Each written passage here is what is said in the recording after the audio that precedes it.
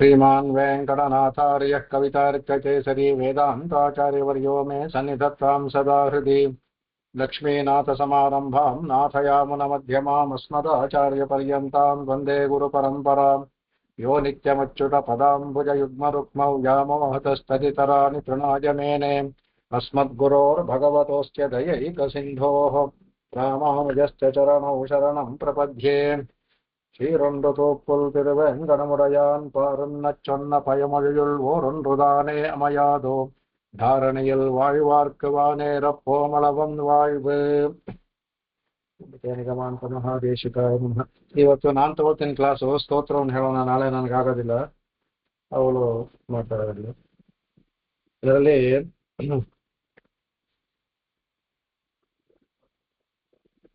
12ನೇ ಶ್ಲೋಕ ಒಂದು ಅರ್ಧ ಆಗಿತ್ತು. ಮೇಲರ್ಥ ಹೇಳಿದ್ದೆ,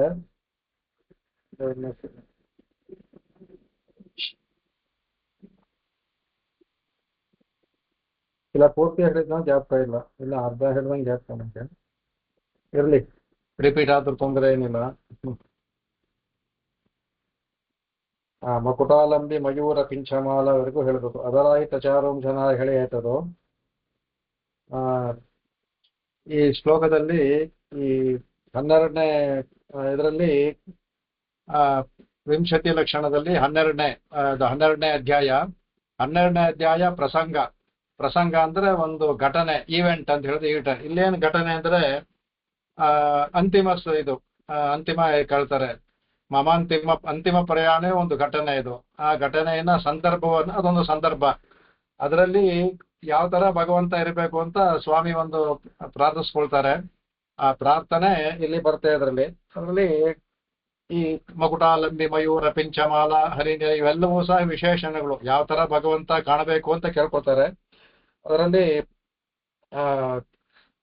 ಮಕುಟಾಲಂಬಿ ಮಯೂರ ಪಿಂಚಮಾಲ ಅನ್ನೋದು ಸ್ವಲ್ಪ ಹೇಳಿದೆ ಅನ್ಸುತ್ತೆ, ಆದ್ರೂ ಹೇಳೋಣ.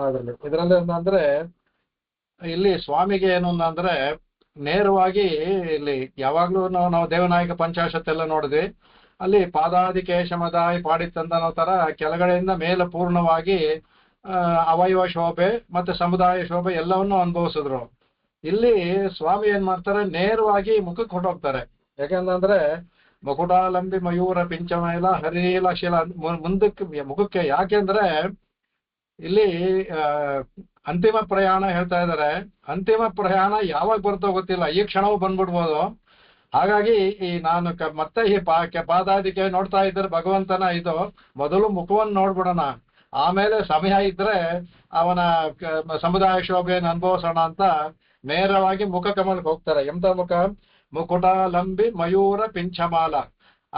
ಭಗವಂತನ ಮುಖ, ಅವನಿಗೆ ಒಂದು ಕಿರೀಟವನ್ನು ಧರಿಸಿದಾನೆ ಮುಕುಟ. ಅದರಲ್ಲಿ ನವಿಲುಗಿರಿಯನ್ನ ಸಿಕ್ಕಿಸ್ಕೊಂಡಿದ್ದಾನೆ. ಅದು ಆ ಮಯೂರ ಪಿಂಚ ಅನ್ನೋದು, ಮಯೂರ ಪಿಂಚಮಾಲ ಅದು. ಅದರಿಂದ ಅದೇನಾಗಿದೆ ಅಂದ್ರೆ ನವಿಲುಗಿರಿಗೂ ಅವನ ಇದಕ್ಕೆ ಗಾಳಿಗೆ ಆಡೋ ತರ ಅದಕ್ಕೆ. ಈಗ ಏನಾಗಿದೆ ಅವ್ರಿಗೆ ಭಗವಂತನ ಮುಖ, ಅವನ ಕಿರೀಟ, 3 ಕಾಣ್ತಾ ಇದೆ ಅವ್ರಿಗೆ.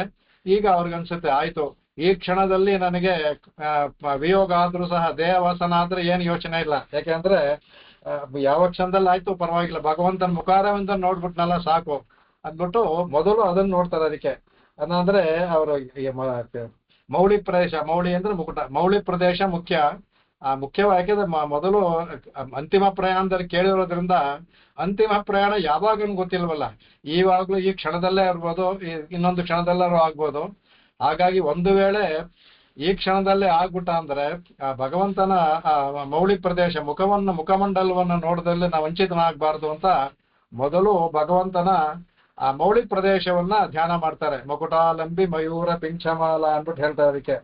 ಇವಾಗ ಆಯ್ತು, ಇವಾಗ ನೋಡಿದ್ರು ಕಡೆಗೆ ಅವನಿಗೆ ಆ ಭಗವಂತನ ಆ ಮುಕುಟ, ಆ ಪಾದಾರವಿಂದ, ಅವನ ಮುಖಾರವಿಂದ ಆ ಮಕುಟ ಮತ್ತು ಆ ಪಿಂಚಮಾಲ ಅದರ ಸ್ಪರ್ಶ ಅವ್ರ ಹೃದಯಕ್ಕಾಯ್ತು. ನೋಟದ ಸ್ಪರ್ಶ, ಅದರಿಂದ ನೋಟದ ಸ್ಪರ್ಶ ಅವ್ರ ಹೃದಯಕ್ಕಾಯ್ತು. ಅವರಿಗೆ ಸಮಾಧಾನ ಆಯ್ತು, ಸ್ವಾಮಿಗೆ ಸಮಾಧಾನ ಆಗುತ್ತೆ. ಈಗ ಅಂತಾರೆ ಆಯ್ತು, ಈಗ ನೋಡಿ ಆಯ್ತಲ್ಲ, ಇನ್ನು ದೇಹ ವಸನ ಆಗಿಲ್ಲ, ಇನ್ನೂ ಸಮಯ ಇದೆ. ಈಗ ನಾವು ಭಗವಂತನ ಸಮುದಾಯ ಶೋಭೆ, ಅವನ ದೇಹ ಮುಂದೆ ನೋಡೋಣ. ಮುಖ್ಯವಾಗಿ ಮೊದಲು ನೋಡಿದ್ದಾಯ್ತು, ಯಾವ್ದಾರಿದ್ದರೆ ಫಸ್ಟ್ ಒಂದು ಟಿಕೆಟ್ ಬುಕ್ ಮಾಡ್ಬಿಡಿ, ಆಮೇಲೆ ನೋಡ್ಕೊಳ್ಳೋಣ ಅಂದ್ಬಿಟ್ಟು ಅಂತ. ಸೊ ಯಾವ್ದಾರು ಇದು ಹೋಗಿ ಮೊದಲು ಮಾಡ್ಬಿಡಿ, ಟಿಕೆಟ್ ಮಾಡ್ಕೊಂಬಿಡಿ, ಆಮೇಲೆ ನೋಡೋಣ, ದಿನ ಹೆಚ್ಚು ಕಡಿಮೆ ಆದ್ರೂ ಪರವಾಗಿಲ್ಲ ಆ ತರ ಇಲ್ಲಿ ಭಗವಂತನ ಮುಖವನ್ನ ನೋಡಿದ್ರು ಶೋಭೆ ಏನಾಯ್ತು, ಆನಂದ ಆಯ್ತು. ಭಗವಂತನ ಕಿರೀಟ ಮತ್ತೆ ಮುಖ ಮತ್ತೆ ಅವನ ಇದು ಎಲ್ಲ ಸ್ಪರ್ಶ ಹೃದಯಕ್ಕಾಯ್ತು, ಮನಸ್ಸಿಗೆ ಒಂದು ಆಹ್ಲಾದ ಬಂತು. ಈಗ ಇನ್ನೂ ಪ್ರಾಣ ಉಳ್ಕೊಂಡು ಹೋಗಿಲ್ವಲ್ಲ, ಇನ್ನು ಮೇಲೆ ಭಗವಂತನ ಸಮುದಾಯ ಶೋಭೆಯನ್ನು ನೋಡೋಣ ಅಂತ ಬರ್ತಾರೆ. ಹರಿನೀಲ ಶಿಲಾ ವಿಭಂಗ ನೀಲಾಹ ಅಂತ ಆ ಭಗವಂತನ ಸಮುದಾಯ ಅಂದ್ರೆ ಇಡೀ ಅವನ ವಿಗ್ರಹ, ದಿವ್ಯಮಂಗಳ ವಿಗ್ರಹವನ್ನು ನೋಡ್ತಾರೆ. ಯಾವ ತರ ಇದೆ ಅದು ಅದನ್ನಂದ್ರೆ ಇವಾಗ ಮುಖಾರವಿಂದ ಆಯ್ತು. ಇವಾಗ ಅವನ ಭಗವಂತನ ಇದು ಅಂದ್ರೆ ಇಂದ್ರನೀಲಮಣಿ ಅದಿರ್ತಲ್ಲ, ಹರಿನೀಲ ಅಂದ್ರೆ ಇಂದ್ರನೀಲಮಣಿ. ಆ ಇಂದ್ರನೀಲಮಣಿನೇ ತುಂಬಾ ಇದಾಗಿರುತ್ತೆ. ಯಾವಾಗ್ಲೂ ಅದು ಒಡೆದ ಅಂದ್ರೆ ಆ ಒಡೆದ ತಕ್ಷಣ ಇರುತ್ತಲ್ಲ, ಅದು ಇನ್ನೂ ತುಂಬಾ ಬಹಳ ಅತ್ಯಂತ ಕಾಂತಿಯುತವಾಗಿರುತ್ತೆ. ಅದಕ್ಕೆ ಭಗವಂತ ಇಡೀ ದೇಹ ಅವನು ನೀಲಕಾಂತ. ಅವನು ಯಾವ ತರ ಇದೆ ಅಂದ್ರೆ ಬರೀ ಒಂದು ಒಡೆದ ಒಂದು ಇದು ಯಾವ ತರ ಇರುತ್ತೋ ಆ ತರ ಇವರಿಗೆ ಅನುಭವ ಆಗತ್ತೆ. ಅಷ್ಟು ಅದ್ಭುತವಾಗಿದೆ ಅವನು. ಇಡೀ ದೇಹ ಒಂದು ಒಡೆದಂತಹ ಒಂದು ಅದು ಸಿಗುತ್ತೆ ಅವ್ರಿಗೆ ಅನ್ಬಿಡು ಅಂತ. ಈಗ ಈ ಗೋಪಾಲನ ವಿಗ್ರಹ ಹರಿನೀಲ ಶಿಲಾ ವಿಭಂಗ, ಅದು ನೀಲಾಹ ಅಂದ್ರೆ ನೀಲ ಅಂದ್ರೆ ನೀಲ ಬಣ್ಣದ್ದು, ಕಪ್ಪು ಬಣ್ಣದ್ದು ಅಂತ ಹೋಗ್ಬೋದು ಅದಕ್ಕೆ. ಅದು ಹೊಳಿತಾ ಇದೆ, ಅದು ಇಂದ್ರ ನೀಲಮಣಿ, ಒಡೆದ ನೀಲಮಣಿ ಅಂತೆ ಅತ್ಯಂತ ಅವ್ರಿಗೆ ಕಣ್ಣು ಕಾಣ್ತಾ ಇದೆ ಎದುರಿಗೆ ಅವ್ರಿಗೆ, ಆ ತರ ಇದೆ ಆ ಕಡೆಗೆ. ಅದಕ್ಕೆ ಇವೆಲ್ಲವೂ ಸಹ ಪ್ರತಿಭಾ ಅಂದ್ಬಿಟ್ಟು ಒಂದು ಪದವನ್ನು ಹಾಕಿದ್ರು. ಪ್ರತಿಭಾ ಸಂತು ಮಮಾಂತಿಮ ಪ್ರಯಾಣ ಅಂತ ಮುಗಿಯುತ್ತೆ, ಅಲ್ಲಿ ಪ್ರತಿಭಾ ಅಂತ ಹಾಕಿದ್ರು. ಈ ಪ್ರತಿಭಾಗೆ ಈ ಮಕುಟಾಲಂಬಿ ಮಯೂರ ಪಿಂಚಮಾಲ ಹರಿನೀಲ ಶಿಲಾ ವಿಭಂಗ ನೀಲ ಇವೆಲ್ಲವೂ ಸಹ ಅದರಾಹಿತ ಚಾರ್ವಂಶನಾಳ, ಇವು ಮೂರೂ ಸಹ ವಿಶೇಷಣಗಳು. ಈ ಪ್ರತಿಭೆನೇ ಮುಖ್ಯವಾದ. ಪ್ರತಿಭಾ ಅಂದ್ರೆ ಎರಡು ಅರ್ಥ ಅಂತ. ಪ್ರತಿಭೆಯಿಂದ ಅಂದ್ರೆ ಪ್ರತಿಭೆಗೆ ಒಂದು ಲಕ್ಷಣ ಹೇಳ್ತಾರೆ. ಸಾಧಾರಣವಾಗಿ ಪ್ರತಿಭೆಯಿಂದ ಅಂದ್ರೆ ಅಲ್ಲಿ ತುಂಬಾ ಅವನು ಅದರಲ್ಲಿ ಹೆಚ್ಚು ಇದೆಲ್ಲ ಪಡೆದವನು ಅನ್ನೋ ಒಂದು ಅರ್ಥ ನಾವು ಸಾಧಾರಣ ತಗೊಳ್ತೀವಿ. ಪ್ರತಿಭೆಯಿಂದ ಅದಷ್ಟೇ ಇಲ್ಲ. ಅದಕ್ಕೆ ಒಂದು ಇದೆ ಇದರಲ್ಲಿ ಪ್ರಜ್ಞಾಂ, ಅದಕ್ಕೆ ನವನವೋನ್ಮೇಷ ಶಾಲಿನೀಂ ಪ್ರತಿಭಾಂ ವಿದುಹು ಅಂತ. ಇಲ್ಲಿ ಪ್ರತಿಜ್ಞಾ ಅಂದ್ರೆ ಇಲ್ಲಿ ನಾವು ಸಾಧಾರಣವಾಗಿ ತಿಳ್ಕೊಳ್ಳೋ ಪ್ರತಿಭೆ ಅಲ್ಲ. ಅಂದ್ರೆ ಇವರಿಗೆ ತುಂಬಾ ಪ್ರತಿಭೆ ಇದೆ. ಸ್ವಾಮಿ ದೇಶಿಕನವರಿಗೆ ಕವಿತ್ವದಲ್ಲಿ ತರ್ಕದಲ್ಲಿ ಪ್ರತಿಭೆ ಇದೆ ಅಂತೀವಲ್ಲ, ಅದು ಒಂದು ಅರ್ಥ ಅದಲ್ಲ. ಇಲ್ಲಿ ಪ್ರತಿಭೆ ಅಂದ್ರೆ ಏನು ಅಂತ ಹೇಳ್ತಾರೆ. ಅದಕ್ಕೆ ಪ್ರಜ್ಞಾಂ ನವನವೋನ್ಮೇಷ ಶಾಲಿನೀಂ ಪ್ರತಿಭಾಂ ವಿದುಹು ಅಂತ. ಆ ಒಂದ್ ನವೋ ಭವತಿ ಅಂತ ಶಿವ ಬರ್ತಲ್ಲ, ಭಗವಂತ ಅಲ್ಲಿ ಒಂದೊಂದು ಕ್ಷಣಕ್ಕೂ ಹೊಸದಾಗಿದ್ದಾನಂತೆ. ಆತರ ಇಲ್ಲಿ ಪ್ರತಿಭಾ ಅಂದ್ರೆ ನವೋನ್ ಮೇಷಶಾಲಿನಿ, ಒಂದೊಂದು ಕ್ಷಣಕ್ಕೂ ಹೊಸದಾಗಿ ಆವಿರ್ಭಾವ ಆಗ್ತದಂತೆ. ಒಡೆದ ಇಂದ್ರನೀಲಿ ಮಣಿ ತರ ಇದೆ ಇದು. ಒಂದೊಂದು ಕ್ಷಣಕ್ಕೂ ಆ ಕಾಂತಿ ಹೆಚ್ಚಾಗ್ತಾ ಇದೆ. ಒಂದೇ ಸಲ ನೋಡಿ ನಾವು ಆತರ ಇಲ್ಲ, ಹೆಚ್ಚಾಗ್ತಾ ಇದೆ ಅದು. ಆ ತರ ಪ್ರತಿಭೆ ಅಂತ ಹೇಳ್ತಾರಲ್ಲ. ಇದಕ್ಕೆ ಇಲ್ಲಿ ವ್ಯಾಖ್ಯಾನ ತುಂಬ ಹೇಳ್ತಾರೆ.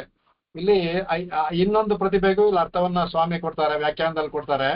ಸ್ವಾಮಿಯಲ್ಲಿ ಹೇಳ್ತಾರಂತೆ, ಎಲ್ಲರೂ ನನ್ನ ಪ್ರತಿಭಾವಂತ ಅಂತಾರೆ. ಅದು ಸಹ ಭಗವಂತ ನೀನು ಕೊಟ್ಟಂತ ಒಂದು ಅನುಗ್ರಹದಿಂದ ನಾನು ಕವಿ ಸಿಂಹ, ತಾರ್ಕಿಕ ಸಿಂಹ, ವೇದಾಂತಾಚಾರ್ಯ ಬಿರುದೆಲ್ಲ ಭಗವಂತನೇ ಕೊಟ್ಟಿದ್ದು. ಅದರಿಂದ ಜನ ಏನಂತಾರೆ, ಓಹೋ ಇವನು ಪ್ರತಿಭೆ ಉಳ್ಳವನು ಅಂತ ಹೇಳ್ತಾರೆ. ಆದ್ರೆ ಎಲ್ಲ ಶ್ಲಾಘಿಸ್ತಾರೆ. ಅದರಿಂದ ನನಗೆ ಒಂದು ಕಿಂಚಿತ್ತು ನನಗೆ ಯಾವ ಒಂದು ಆನಂದ ಯಾಕೆಂದ್ರೆ ನನಗೆ ಗೊತ್ತು ಇದು ಯಾವುದು ನಂದಲ್ಲ, ಎಲ್ಲ ನಿನ್ನದು ನನಗೆ ಗೊತ್ತು. ನೋಡಿ ಎಷ್ಟು ಒಂದು ನೈಚ್ಛಾನುಸಂಧಾನ ಮಾಡ್ತಾರೆ ಇಲ್ಲಿ ಅವ್ರಿಗೆ. ಅಂದ್ರೆ ಎಲ್ಲರೂ ಹೊಗಳ್ತಾರೆ, ಅದರಿಂದ ನನ್ನ ಮನಸ್ಸಿಗೆ ದುಃಖವಾಗುತ್ತಿದ್ದವರ ಸಂತೋಷ. ಯಾಕೆಂದ್ರೆ ಯಾರನ್ನ ಹೊಗಳ್ಬೇಕಾಗ್ಬಿಟ್ಟು ನನ್ನನ್ನು ಹೊಗಳ್ತಾ ಇದ್ದಾರೆ. ಇದನ್ನೆಲ್ಲ ಕೊಟ್ಟವನು ಯಾರು? ನೀನು. ನನಗೆ ಏನನ್ ಪ್ರತಿಭೆ ಅಂತ ಏನ್ ಜನ ಹೇಳ್ತಾರೋ, ನಾನು ಪ್ರತಿಭೆ ಇದೆ ಅಂತ ಅನ್ಕೊಂಡಿಲ್ಲ ಹೇಳ್ತಾರೆ. ಜನ ಏನ್ ಹೇಳ್ತಾರೋ ಅದರಲ್ಲಿ ನನಗೆ ಆಸಕ್ತಿ ಇಲ್ಲ. ಯಾಕಂದ್ರೆ ಎಲ್ಲವೂ ನಿನ್ನಲ್ಲಿ ಏನಿದ್ರು ನಿನ್ನಲ್ಲಿ ಕೊಟ್ಟಿದ್ದು, ಅದರಲ್ಲಿ ನನಗೆ ಔದಾಸೀನ್ಯ ಇದೆ. ಆದ್ರೆ ಇನ್ನೊಂದು ಪ್ರತಿಭೆಯಲ್ಲಿ ನನಗೆ ಆಕಾಂಕ್ಷೆ. ಯಾವ ಪ್ರತಿಭೆ ಅಂದ್ರೆ ಇನ್ನ ಹೊಸದಾಗಿ ಕಾಡುಮನೆಯಿಂದ ಇದೇ ದೇಹ ಇದೆಯಲ್ಲ, ಅದು ನನಗೆ ಅತ್ಯಂತ ಅದರಲ್ಲಿ ನನಗೆ ಈ ಗೋಪಾಲ ವಿಗ್ರಹ ಉನ್ಮೇಷ ಏನ್ ಬರ್ತವೆ ಇದೆಯಾ, ಅದರಲ್ಲಿ ಒಂದೊಂದು ಕ್ಷಣದಲ್ಲೂ ಹೊಸದಾಗಿ ಕಾಣುತ್ತಲ್ಲ, ಆ ಪ್ರತಿಭೆಯಲ್ಲಿ ನನಗೆ ಆಸಕ್ತಿ ಇದೆ. ನನಗೆ ಪ್ರತಿಭೆ ಅಂತ ಏನ್ ಹೇಳ್ತಾರೋ ಅದರಲ್ಲಿ ಔದಾಸೀನ್ಯ ಇದೆ. ಅದರಲ್ಲಿ ಯಾವ ವಿಶೇಷವೂ ಇಲ್ಲ, ಎಲ್ಲವೂ ನಿನ್ನಿಂದ ಕೊಟ್ಟು ನೀನೇ ಬಂದಿದ್ದು. ಮುಂದೆ ಹೇಳ್ತಾರೆ, ಅದು ಎಲ್ಲ ಮುಂದಿನ ಪಾಶದಲ್ಲೂ ಬರುತ್ತೆ. ಅದರಲ್ಲಿ ಎಲ್ಲ ಇದ್ರೂ ಹೇಳ್ಕೊಂಬರ್ತಾರೆ ಎಲ್ಲವೂ ಸಹ. ಇದರಲ್ಲಿ ರಾಸತ್ರಯ ಸಾರನ್ನ ಬರೆದು ಕಡೆಯೇ ಹೇಳ್ತಾರೆ, வெள்ளை ಪರಿಮುಹ ದೇಶಿಗರಾಯ್ ವಿರಹಾಲ್ ಅಡಿಯೋಂ ಉಳ್ಳೆತ್ತು ಎದು ಓಲೆಯಲ್ಲಿಟ್ಟ ನಮ್ಮಂತ. ಅವರು வெள்ளை ಪರಿಮುಹ ದೇಹದ ಹಯಗ್ರೀವರು ಹೃದಯದಲ್ಲಿ ಬರೆದ್ರು. ಅದನ್ನ ನಾ ಸುಮ್ಮನೆ ಕಾಪಿ ಮಾಡಿದೆ, ಅದನ್ನ ಓಲೆನೆಲ್ಲ ಬರದೆ ಅಷ್ಟೇ, ನಂದೇನಿಲ್ಲ ಅದರಲ್ಲಿ ಅಂತ ಹೇಳ್ಕೊತಾರೆ. ಅದೇ ತರ ಇಲ್ಲಿ ಆ ಪ್ರತಿಭೆಯಲ್ಲಿ ನನಗೆ ಆಧಾರವಿಲ್ಲ, ಈ ನಿನ್ನ ಪ್ರತಿಭೆ ಇದೆಯಲ್ಲ ಅದರಲ್ಲಿ ನನ್ಗೆ ಆಧಾರ ಉಂಟು. ಅದನ್ನ ಆತರ ಅದಕ್ಕೆ ಹೇಳ್ತಾರೆ, ಅದನ್ನ ಹೇಳ್ತಾರೆ. ಭಿನ್ನ ಸ್ಫಟಿಕ ಇದರಲ್ಲೂ ಹೈಗ್ರೀವ ಶ್ಲೋಕದಲ್ಲಿ ಭಿನ್ನ ಸ್ಫಟಿಕ ರುಚಿರೇ ಪುಂಡರೀಗೆ ನಿಷಣ್ಣಮತ, ಅಲ್ಲೂ ಸಹ ಭಿನ್ನ ಸ್ಫಟಿಕವನ್ನು ಹೊಡೆದ್ರೆ ಯಾವ ತರ ಇರುತ್ತೋ ಅದು ರುಚಿರೇ, ಅತ್ಯಂತ ಭೋಗ್ಯವಾಗಿರುವಂತದ್ದು ವಸ್ತು ಅದು. ಹೈಗ್ರೀವ ಸ್ತೋತ್ರದಲ್ಲಿ ಹೇಳ್ತಾರಲ್ಲ, ಅದು ಸಹ ಅದೇ ತರ ಹೇಳ್ತಾರೆ ಇಲ್ಲಿ ಅದನ್ನ ಹೇಳ್ತಾರೆ. ಇದಕ್ಕೆ ಒಂದು ಸ್ವಾಮಿನ ಇದರಲ್ಲಿ ಯಾವ ತರ ಇತ್ತು ಆ ಗೋಪಾಲ ವಿಗ್ರಹನ ಭಾವ ಇದು ಇರ್ತಲ್ಲ, ಅದು ಹರಿನೀಲ ಶಿಲಾ ವಿಭಂಗ ನೀಲಾಹ, ಇವರಿಗೆ ಈ ಮೂರು ವಿದೇಶಗಳಲ್ಲಿ ಮಕುಟಾಲಂಬಿ ಮಯೂರ ಪಿಂಚಮಾಲ ಅದರಾಹಿತ ಚಾರುವಂಶನಾಳ, ಈ ಹರಿನೀಲ, ಈ ಮೂರು ವಿಶೇಷಣಗಳು ಇತ್ತು. ಯಾವ ತರ ಇತ್ತು ಅಂದ್ರೆ ಇದು ಬ್ರಹ್ಮಾನುಬಂಧ ಪರಿವಾಹ, ಇದು ಬ್ರಹ್ಮಾನುಭವವೇ. ಅಲ್ಲಿ ನಮಗೆ ಸಿಗುವಂತ ಬ್ರಹ್ಮಾನುಭವ ಇಲ್ಲಿ ಸ್ವಾಮಿಗೆ ದೊರಕಿದೆ. ಅದನ್ನ ರಾಸತ್ರಯಸಾರದಲ್ಲಿ ಪರಿಪೂರ್ಣ ಬ್ರಹ್ಮಾನುಭವ ಅಧಿಕಾರದಲ್ಲಿ ಕಡೆ ಅಧಿಕಾರ ಬರುತ್ತೆ. ಅದರಲ್ಲಿ ತೋರಿಸ್ತಾರೆ. ಅದರಲ್ಲಿ ಆ ಒಂದು ಶ್ಲೋಕ ಬರುತ್ತೆ, ಆ ಶ್ಲೋಕವನ್ನ ಇಲ್ಲಿ ತಗೊಂಡಿದ್ದಾರೆ. ಏನಪ್ಪ ಶ್ಲೋಕ ಅಂದ್ರೆ ಅವಿಶ್ರಾಂತ ಶ್ರದ್ಧಾ, ಅದು ಕಡೆಯಲ್ಲಿ ಮುಗಿಸುವಂತ ಶ್ಲೋಕ ಅದು. ಅದರಲ್ಲಿ ಅವಿಶ್ರಾಂತ ಶ್ರದ್ಧಾ ಶತಕಲಹ ಕಲ್ಲೋಲ ಕಲುಷ ಮಮ ಆವಿರ್ಭೂಯಾಸುರ್ಮನಸಿ ಮುನಿಸಿದ್ಧಾದಿ ಸುಲಭಾಃ ಮಧುಕ್ಷೀರನ್ಯಾಯ ಸ್ವಗುಣ ವಿಭವ ಸಂಜನ ಕನತೆ ಮಹಾನಂದ ಬ್ರಹ್ಮಾನುಭವ ಪರಿವಾಹ ಬಹುವಿಧಾಹ ಅನ್ಬಿಟ್ಟು ಅಲ್ಲಿ ಮುಗಿಸ್ತಾರೆ. ಅದು ಪರಿಪೂರ್ಣ ಬ್ರಹ್ಮಾನದಿಂದ ಅದನ್ನ ಮುಗಿಸ್ತಾರೆ. ಅದರಲ್ಲಿ ಏನರ್ಥ ಅಂದ್ರೆ ಇದರಲ್ಲಿ ಅವಿಶ್ರಾಂತ ಶ್ರದ್ಧಾ ಶತಕಲಹ, ಅತ್ಯಂತ ಅದ್ಭುತವಾದ ಪದಗಳನ್ನ ಹಾಕಿದಂತೆ. ಅಲ್ಲಿರೋರು ಯಾರು? ನಿತ್ಯರು ಮತ್ತು ಮುಕ್ತರು. ಅಲ್ಲಿ ನಿತ್ಯರು ಮುಕ್ತರು ಇಬ್ರು ಇದ್ದಾರೆ. ಭಗವಂತನ ಬಿಟ್ರೆ ನಿತ್ಯರು ಮತ್ತು ಮುಕ್ತರು. ನಿತ್ಯರಲ್ಲಿ ಅನಂತ ಗರುಡ ವಿಶ್ವಕ್ಷನಾದಿಗಳೆಲ್ಲ ಅಲ್ಲಿ ಸೇರ್ಕೊಳ್ತಾರೆ. ಮುಕ್ತರಲ್ಲಿ ಇಲ್ಲಿಂದ ಹೋದಂತ ಚೇತನಗಳು ಅಲ್ಲಿರ್ತಾರಲ್ಲ, ಅವರು ಮುಕ್ತರು. ಅವರಿಗೆ ಅವಿಶ್ರಾಂತ ಅಂದ್ರೆ ಒಂದು ಕ್ಷಣವೂ ಬಿಡವೆ ಅಂದ್ರೆ ಎಡಬಿಡದೆ ಅಂತ ಅಂದ್ರೆ ಪ್ರತಿಯೊಂದು ಕ್ಷಣದಲ್ಲಿ ಒಂದು ಕಣ್ಣು ರೆಪ್ಪೇನೋ ಮುಚ್ಚೋದಕ್ಕೆ ಅವಕಾಶ ಇಲ್ಲದು ಅಷ್ಟು ಭಗವಂತ ನನಗೂ ಆಗ್ತಾ ಇರ್ತಂತೆ. ಅದ್ರ ಪರಿಶ್ರಾಂತ ಅಂದ್ರೆ ಒಂದು ಸ್ವಲ್ಪವೂ ವಿಚ್ಛತಿ ಅಂತ ಹೇಳ್ತಾರೆ, ವಿಚ್ಛತಿ ಇಲ್ಲ ಅಂತಲ್ಲ, ಒಂದು ಸ್ವಲ್ಪವೂ ಬಿಡುವಿಲ್ಲ ಅದು. ಆ ತರ ಅದ್ರ ಏನಾಗುತ್ತಂತೆ ಅವಾಗ ಶ್ರದ್ಧಾ ಕಲಹ. ಅದರಲ್ಲಿ ಹೇಳ್ತಾರೆ ಎಂತಾಗ ಶತಕಲಹ ಅಂತಾರೆ. ಕಲಹ ಅಂದ್ರೆ ಜಗಳ ಅಂತ ಮೇಲ್ನೋಟಕ್ಕೆ ಅರ್ಥ. ಇಲ್ಲಿ ಜಗಳ ಅಂದ್ರೆ ಆ ತರವಲ್ಲ, ಇಲ್ಲಿ ಆಧಾರದ ಕಲಹ. ಏನ್ ಆಧಾರದ ಕಲಹ ಅಂದ್ರೆ ಅಲ್ಲಿ ಎಲ್ಲಾ ನಿತ್ಯರು ಮುಕ್ತರು ಭಗವಂತನಿಗೆ ಕೈಂಕರ್ಯವನ್ನು ಮಾಡ್ತಾರೆ. ಅಲ್ಲಿ ಚಾಮರವನ್ನ ಬೀಸೋದಾಗ್ಲಿ, ಭಗವಂತನ ಗಂಧ ಲೇಪನ ಮಾಡೋದಾಗ್ಲಿ, ಅವನ ವಸ್ತ್ರ ಮಾಡೋದಾಗ್ಲಿ, ಪ್ರತಿಯೊಂದು ಅವನ ಪಾದರಕ್ಷೆ ತರಿದೋದಾಗ್ಲಿ, ಪಾದವನ್ನ ಸಮ್ಮಾರ್ಜನೆ ಮಾಡೋದಾಗ್ಲಿ, ಎಲ್ಲ ಈ ತರ ನೂರಾರು, ಒಂದು ಎರಡಲ್ಲ, ಆ ತರ ಶತಕ ಅದು ನೂರಾರು ಅವನ ಶ್ರದ್ಧಾ ಅಂತ ನೂರಾರು ಕೈಂಕರ್ಯಗಳಿರ್ತಾರೆ. ಆ ಕೈಂಕರ್ಯಗಳಲ್ಲಿ ಕಲಹವಂತೆ ಅಂದ್ರೆ ಆಧಾರದ ಕಲಹ. ನಾ ಮುಂದೆ ಅಂತ ಆಧಾರದ ಕಲಹ ಅಂತ. ಅದು ಯಾವ ತರ ಅಂದ್ರೆ ಕಲ್ಲೋಲ ಕಲುಷ. ಕಲ್ಲೋಲ ಅಂದ್ರೆ ಒಂದು ಸಮುದ್ರದಲ್ಲಿ ಅಲೆಗಳು ಒಂದರಿಂದ ಬರುತ್ತಲ್ಲ, ಆ ತರ ಈ ಕಲ್ಲೋಲ ಕಲುಷ. ಇಲ್ಲಿ ಕಲುಷ ಅಂದ್ರೆ ಬೆರೆತುಕೊಂಡಿರೋದು, ಒಂದು ಅಲೆ ಇನ್ನೊಂದರ ಸೇರ್ಕೊಳ್ಳುತ್ತೆ. ಹಾಗೆ ಎಲ್ಲಾ ಕೈಂಕರ್ಯಗಳು ಸೇರ್ಕೊಂಡಿರುತ್ತೆ. ಅದರಲ್ಲಿ ಆಧಾರದ ಕಲಹ ಅಂತೆ. ನಾ ಮುಂದು ತಾ ಮುಂದು ಅನ್ಬಿಟ್ಟು ಅಂತ. ಈ ತರ ಇದು ಮಮ ಇತರತಲಕ್ಕೆ. ಅದಕ್ಕೆ ಮಮ ಆವಿರ್ಭೂಯಾಸುಹು ಹೃದಯ ಮನಸ್ಸೆ ಎಂಬಿಟ್ಟು ಅಂತ. ಇದು ನನ್ನ ಮನಸ್ಸಿನಲ್ಲಿ ಆವಿರ್ಭೂಯಾಸುಹು, ಅಲ್ಲಿ ನಡೆಯುವಂತಹ ಕಲ್ಯಾಣ ಇದೆಯಲ್ಲ, ಇಲ್ಲಿ ಹೇಳುವಂತ ಮೂರು ಕೇಳ್ತಾರಲ್ಲ, ಅದು ಅಂತಿಮ ಪ್ರಯಾಣ, ಅದು ಇಲ್ಲೇ ನನಗೆ ಆವಿರ್ಭಾವವಾಗ್ಲಿ. ಆ ತರ ಅಲ್ಲಿ ನಡೆಯುವ ನಿತ್ಯರು ಮುಕ್ತರು ಅವ್ರು ಮಾಡುವ ಕೈದೆಲ್ಲ ಅದು ಯಾರಿಗೆ ಮುನಿ ಸಿದ್ಧಾದಿ ಸುಲಭ ಅನ್ಬಿಟ್ಟು, ಮುನಿ ಸಿದ್ಧಾದಿ ಅಂದ್ರೆ ಅಲ್ಲಿ ನಿತ್ಯರು ಮುಕ್ತರು ಅವರಿಗೆ. ಮತ್ತೆ ಇಲ್ಲಿ ಯಾರು ತಮ್ಮ ಉಪಾಸನೆಯಿಂದ ಭಗವಂತನ ನೋಡಿ ಮಾಡ್ಕೊಂಡಿರ್ತಾರೋ ಅವ್ರಿಗೆ ಸುಲಭ, ಅವ್ರಿಗೆ ಅತ್ಯಂತ ಸುಲಭ ಇದೆಲ್ಲ ಅದಕ್ಕೆ. ಇದರಲ್ಲಿ ಏನಪ್ಪಾ ಅಂದ್ರೆ ಈ ಕಲಹದಲ್ಲಿ ಏನಂದ್ರೆ ಅದು ಆ ಕಲಹದ ಮಧುಕ್ಷೀರ ನ್ಯಾಯ ಅಂತಾರೆ. ಅಂದ್ರೆ ಬರೀ ಹಾಲೇ ಅಲ್ಲಿ ಅದ್ಭುತವಾಗಿ ಸೊಗಸಾಗಿರುತ್ತೆ, ಅದರಲ್ಲಿ ಜೇನು ತುಪ್ಪ ಬೇರೆ ಹೇಗಿರುತ್ತೆ ಅದಂದ್ರೆ ಹಾಲಿರುತ್ತೆ, ನಾನು ಸೇರ್ಕೊಳ್ತೀನಿ ಜೇನು ಹೇಳುತ್ತೆ, ಅದ್ರಲ್ಲಿ ಏನ್ ಹೇಳುತ್ತೆ ಮಧುಕ್ಷೀರ ನ್ಯಾಯ. ಅದು ಸ್ವಗುಣ ವಿಭವ ಸಂಜನ ಘನತೆ. ಘನತೆ ಅಂದ್ರೆ ತೇಜಸ್ಸು. ಇಲ್ಲಿ ಭಗವಂತನ ಇದು ಸ್ವಗುಣ ವಿಭವ, ಅವನ ಅಪಹತ ಪಾತ್ಮಾದೆ ನಲ್ಲಿ ಮುಕ್ತರಿಗೂ ನಿತ್ಯರಿಗೂ ಇದೆ, ಅಲ್ಲಿ ಭಗವಂತನಿಗಿರುವಂತಹ ಅಷ್ಟಗುಣಗಳು ಅಪಹತ ಪಾತ್ಮಾದಿ ಗುಣಗಳು, ಅದರಿಂದ ಗುಣಗಳಿಂದ ಉಂಟಾದ ಜ್ವಲತೆ ಘನತೆ, ಅದು ಈ ಕೈಂಕರ್ಯ ಅವ ಸೇರ್ಕೊಂಡು ಅತ್ಯಂತ ತೇಜಸ್ವ ಹೋಗ್ತಾ ಇದೆ. ಅದಕ್ಕೆ ಇದು ಮಹಾನಂದ ಬ್ರಹ್ಮಾನಂದ. ಆನಂದಕ್ಕೆ ಏನು ಅಂದ್ರೆ ಅದೇ ಮಹಾನಂದ, ಅದಕ್ಕಿಂತ ಇನ್ನೇನಂದೆ ಆ ಮಹಾನಂದ ಬ್ರಹ್ಮ ಅನುಭವ. ಈ ಬ್ರಹ್ಮಾನುಭವನೇ ಮಹಾನಂದ. ಈ ತರ ಇದು ಅಲ್ಲಿ ಮಾಡುವ ಕೈಂಕರ್ಯಗಳು ಮಾಡೋದಿಲ್ಲ, ಇದು ಪರಿವಾಹ ಅಂದ್ರೆ ಪ್ರವಾಹ ತರ ಪರಿವಾಹ ಒಂದಾದ್ಮೇಲೆ ಒಂದಾದ್ ನಡೀತಾನೆ ಇರುತ್ತೆ. ಯಾರಿಗೂ ಯಾವ ವಿಷಯದಲ್ಲೂ ಸ್ವಲ್ಪವೂ ಸಹ ಬೇಸರವೂ ಆಗೋದಿಲ್ಲ. ಅದರಿಂದ ಅವಿಶ್ರಾಂತ ಶ್ರದ್ಧಾ ಅನ್ಬಿಟ್ಟು ವಿಶ್ರಾಂತಿಯೇ ಇಲ್ಲ, ಅವಿಶ್ರಾಂತವಾಗಿ ನಡೀತಾ ಇರುತ್ತೆ, ಎಲ್ಲರೂ ಆನಂದ ಪಡುವಂತಹದ್ದು. ಇದು ಬಹುವಿಧಾಹ, ಇದು ಒಂದು ಎರಡು ಅನೇಕ ಇದೆಲ್ಲ. ಇದು ಮಮ ಮನಸಿ ಆವಿರ್ಭೂಯಾಸುಹು ಅಂತ, ಇದು ನನ್ನ ಮನಸ್ಸಿನಲ್ಲಿ ಆವಿರ್ಭಾವವಾಗ್ಲಿ, ಅಲ್ಲಿ ಆಗುವಂತಹ ಇದು ಆವಿರ್ಭಾವ ಆಗ್ಲಿ ಅಂತ ಅಲ್ಲಿ ಹೇಳಿದ್ದನ್ನೇ ಇಲ್ಲಿ ಅದೇ ತರ ಇಲ್ಲಿ ಅನುಭವವನ್ನ ಇಲ್ಲಿ ಸ್ವಾಮಿ ಪಡಿತಾ ಇದ್ದಾರೆ. ಅಲ್ಲಿ ಈ ತರ ಅವನ ಭಗವಂತನ ಕೊಳಲು ಊದುವಿಕೆ, ಅಲ್ಲಿ ಚಾರುವಂಶನಾಳ ಇರೋದು, ಆಮೇಲೆ ಅವನ ತಲೆ ಮುಗುಟ ನವಿಲಿಗಿರಿಗಳು ಕಲಹ ಆಗಿರ್ತಂತೆ ಅವನ ಕುಂತಳದೊಂದಿಗೆ. ಹಿಂದೆ ಹೇಳಿದ ಕುಂತಳೆ ಕಲಾಪ ಅಂತ ಹೇಳಿದ್ರಲ್ಲ, ಆ ತರ ಅದರಲ್ಲಿ ಆಡುವಂತಹ ಇದು ನೋಟ.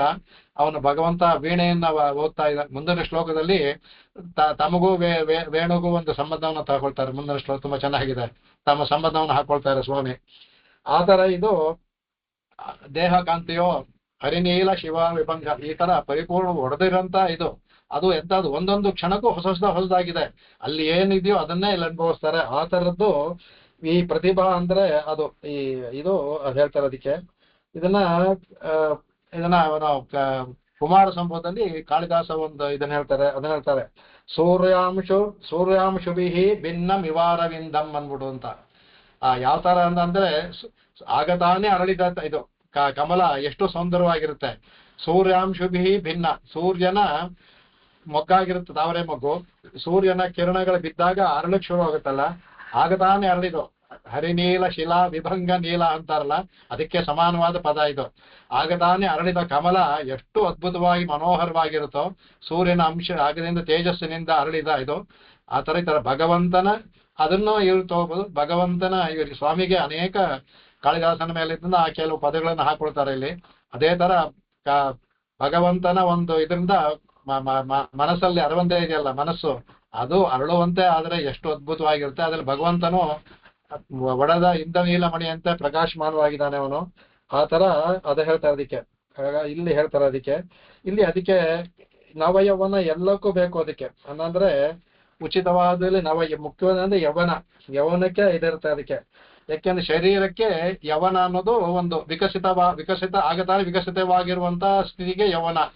ಅದೇ ತರ ಈ ಹರಿನೀಲ ಹೊಡೆದಾಗ ಯಾವ ತರ ಇರುತ್ತೋ ಅದು ಅದೇ ತರ ಸೂರ್ಯನ ಬೆಳಕಿನಿಂದ ಆಗತಾನೆ ಉದಿಸಿರುವ ಸೂರ್ಯನಿಂದ ಬೆಳಕಿಂದ ಅರಳುವಂತಹ ಕಮಲ ಯಾವ ತರ ಇರುತ್ತೋ ಅದು ಆ ತರ ಇದು. ಅದಕ್ಕೆ ಹೇಳ್ತಾರೆ, ಇದಕ್ಕೆ ವಿವಕ್ಷಿತವಾದ ಪದ ಹೇಳ್ತಾರೆ ವ್ಯಾಖ್ಯಾನಕಾರರು. ಆ ಒಡೆದ ಸ್ಫಟಿಕ ಅಂತಾರಲ್ಲ, ಅದಕ್ಕಿಂತ ಒಂದು ಬೇರೆ ಪದವನ್ನು ಅದ್ಭುತವಾದ ಪದವನ್ನು ಹಾಕಕ್ ಸಾಧ್ಯವೇ ಇಲ್ಲ. ಅರಳು ಚೆನ್ನಾಗಿರುತ್ತೆ, ಮೇಲ್ನೋಟಕ್ಕಿರುತ್ತೆ, ಆದ್ರೂ ಒಂದು ಸ್ವಲ್ಪ ಮಸ್ಕಾಗಿರುತ್ತೆ. ಒಡೆದ್ರೆ ಅತ್ಯಂತ ಶುದ್ಧವಾಗಿರುತ್ತೆ, ಎದ್ದು ಕಾಣುತ್ತೆ. ಅವನು ಗಾಜೆ ಆಗ್ಲಿ ನೋಡಿ, ಹೊಡೀರಿ, ಮೇಲಿರುವ ಗಾಜಿಗೂ ಒಡೆದಾಗ ಒಳಗಡೆ ಇರೋ ಗಾಜಿಗೂ ವ್ಯತ್ಯಾಸ ಗೊತ್ತಾಗುತ್ತೆ. ಆ ತರ ಇದು ಇದಕ್ಕೆ. ಅದರಿಂದ ಈ ನೀಲಗಳು ಅಂದ್ರೆ ಕುವಲಯ ದಳದಂತೆ ಇರುವ ಶ್ಯಾಮ ಇದು. ಇಲ್ಲಿ ಸ್ವಾಮಿ ಒಂದು ಆಶೆ ಪಡ್ತಾರೆ. ಅಂದ್ರೆ ನಾ ಹಿಂದೆನೆ ಹೇಳ್ದಾಗೆ ಅಂತಿಮ ಸ್ಮೃತಿ ಬೇಕೆ ನಮ್ಗೆ? ಅಂತಿಮ ಸ್ಮೃತಿ ಅವಶ್ಯಕತೆ ಇಲ್ಲ, ಆದ್ರೆ ಅಂತಿಮ ಸ್ಮೃತಿಯನ್ನ ಕೇಳೋದ್ರೂ ತಪ್ಪಿಲ್ಲ. ಅಂತಿಮ ಸ್ಥಿತಿ ಅವಶ್ಯಕತೆ ಇಲ್ಲ ಪ್ರಪನ್ನರಿಗೆ ಭಗವಂತ ಕೊಟ್ಟೆ ಕೊಡ್ತಾನೆ. ಸ್ಥಿತೇ ಮನೆ ಸುಸ್ವಸ್ಥೆ ಅಂತ ಹೇಳಿದ ಅದಕ್ಕೆ ತತಸ್ಥಂ ಪ್ರಿಯಮಾಣಂತೂ ಕಾಷ್ಟಪಾಷಾಣ ಸನ್ನಿಭಂ ಆಮೇಲೆ ಅಹಂ ಅಹಂ ಸ್ಮರಾಮಿ ಮದ್ಭಕ್ತಂ ನಯಾಮಿ ಪರಮಾಂಗತಿಂ ಅಂತ ಹೇಳಿದ್ರಲ್ಲ ಅದನ್ನ. ಅದರಿಂದ ಅವಶ್ಯಕತೆ ಇಲ್ಲ. ಆದ್ರೆ ಇಲ್ಲಿ ನಾವು ಆಸೆ ಪಡೆದವ್ರು ತಪ್ಪಿಲ್ಲ. ನಮಗೆ ಈಗ ಹೇಳ್ದಲ್ಲ ಮಧು ಕ್ಷೀರ ನ್ಯಾಯ ತರ ಹಾಲಿ ಸಿಕ್ಕೇ ಸಿಗುತ್ತೆ. ಅದ್ರಲ್ಲಿ ಜೇನು ಸೇರ್ಕೊಂಡ್ರೆ ಇದು ಬೇಡ ಅನ್ನುತ್ತೆ ನಮಗೆ. ಅದೇ ತರ ಇಲ್ಲಿ ಇರ್ಬೇಕಾದಂದ್ರೆ ನಮಗೆ ಸಿಕ್ಲಿ, ಅದು ಸಿಕ್ಕಿದ್ರೆ ಇನ್ನೂ ಒಳ್ಳೇದು. ಸಿಗದೆ ಇದ್ರೆ ಯಾವ ನಷ್ಟವೂ ಇಲ್ಲ, ನಮಗೆ ಅಲ್ಲಿ ಅನುಭವ ಇದ್ದೇ ಇರುತ್ತೆ. ಆದ್ರೆ ಸಿಕ್ಕಿದ್ರೆ ಇನ್ನೆಷ್ಟು ಚೆನ್ನಾಗಿರುತ್ತೆ, ಮಧುಕ್ಷೀರ ನ್ಯಾಯದಂತ ಇರುತ್ತೆ. ಅದಕ್ಕೆ ಸ್ವಾಮಿ ಯಾಕಂದ್ರೆ ಅವರೇ ರಾಷ್ಟ್ರದಲ್ಲಿ ಅವಶ್ಯಕತೆ ಇಲ್ಲ ಅಂತ ಬರ್ತಿದ್ದಾರೆ. ಅಂತಿಮ ಸ್ಥಿತಿ ಯಾಕೆ ಅಂತಿಮ ಸ್ಥಿತಿ ನಮಗೆ ಧೈರ್ಯ ಕೊಡೋದಕ್ಕೆ. ಅಂತಿಮ ಸ್ಥಿತಿ ಬೇಡ ಅಂತಲ್ಲ, ಅಂತಿಮ ಸ್ಮೃತಿ ಅವಶ್ಯಕತೆ ಇಲ್ಲ ಅಂತ ಅಷ್ಟೇ.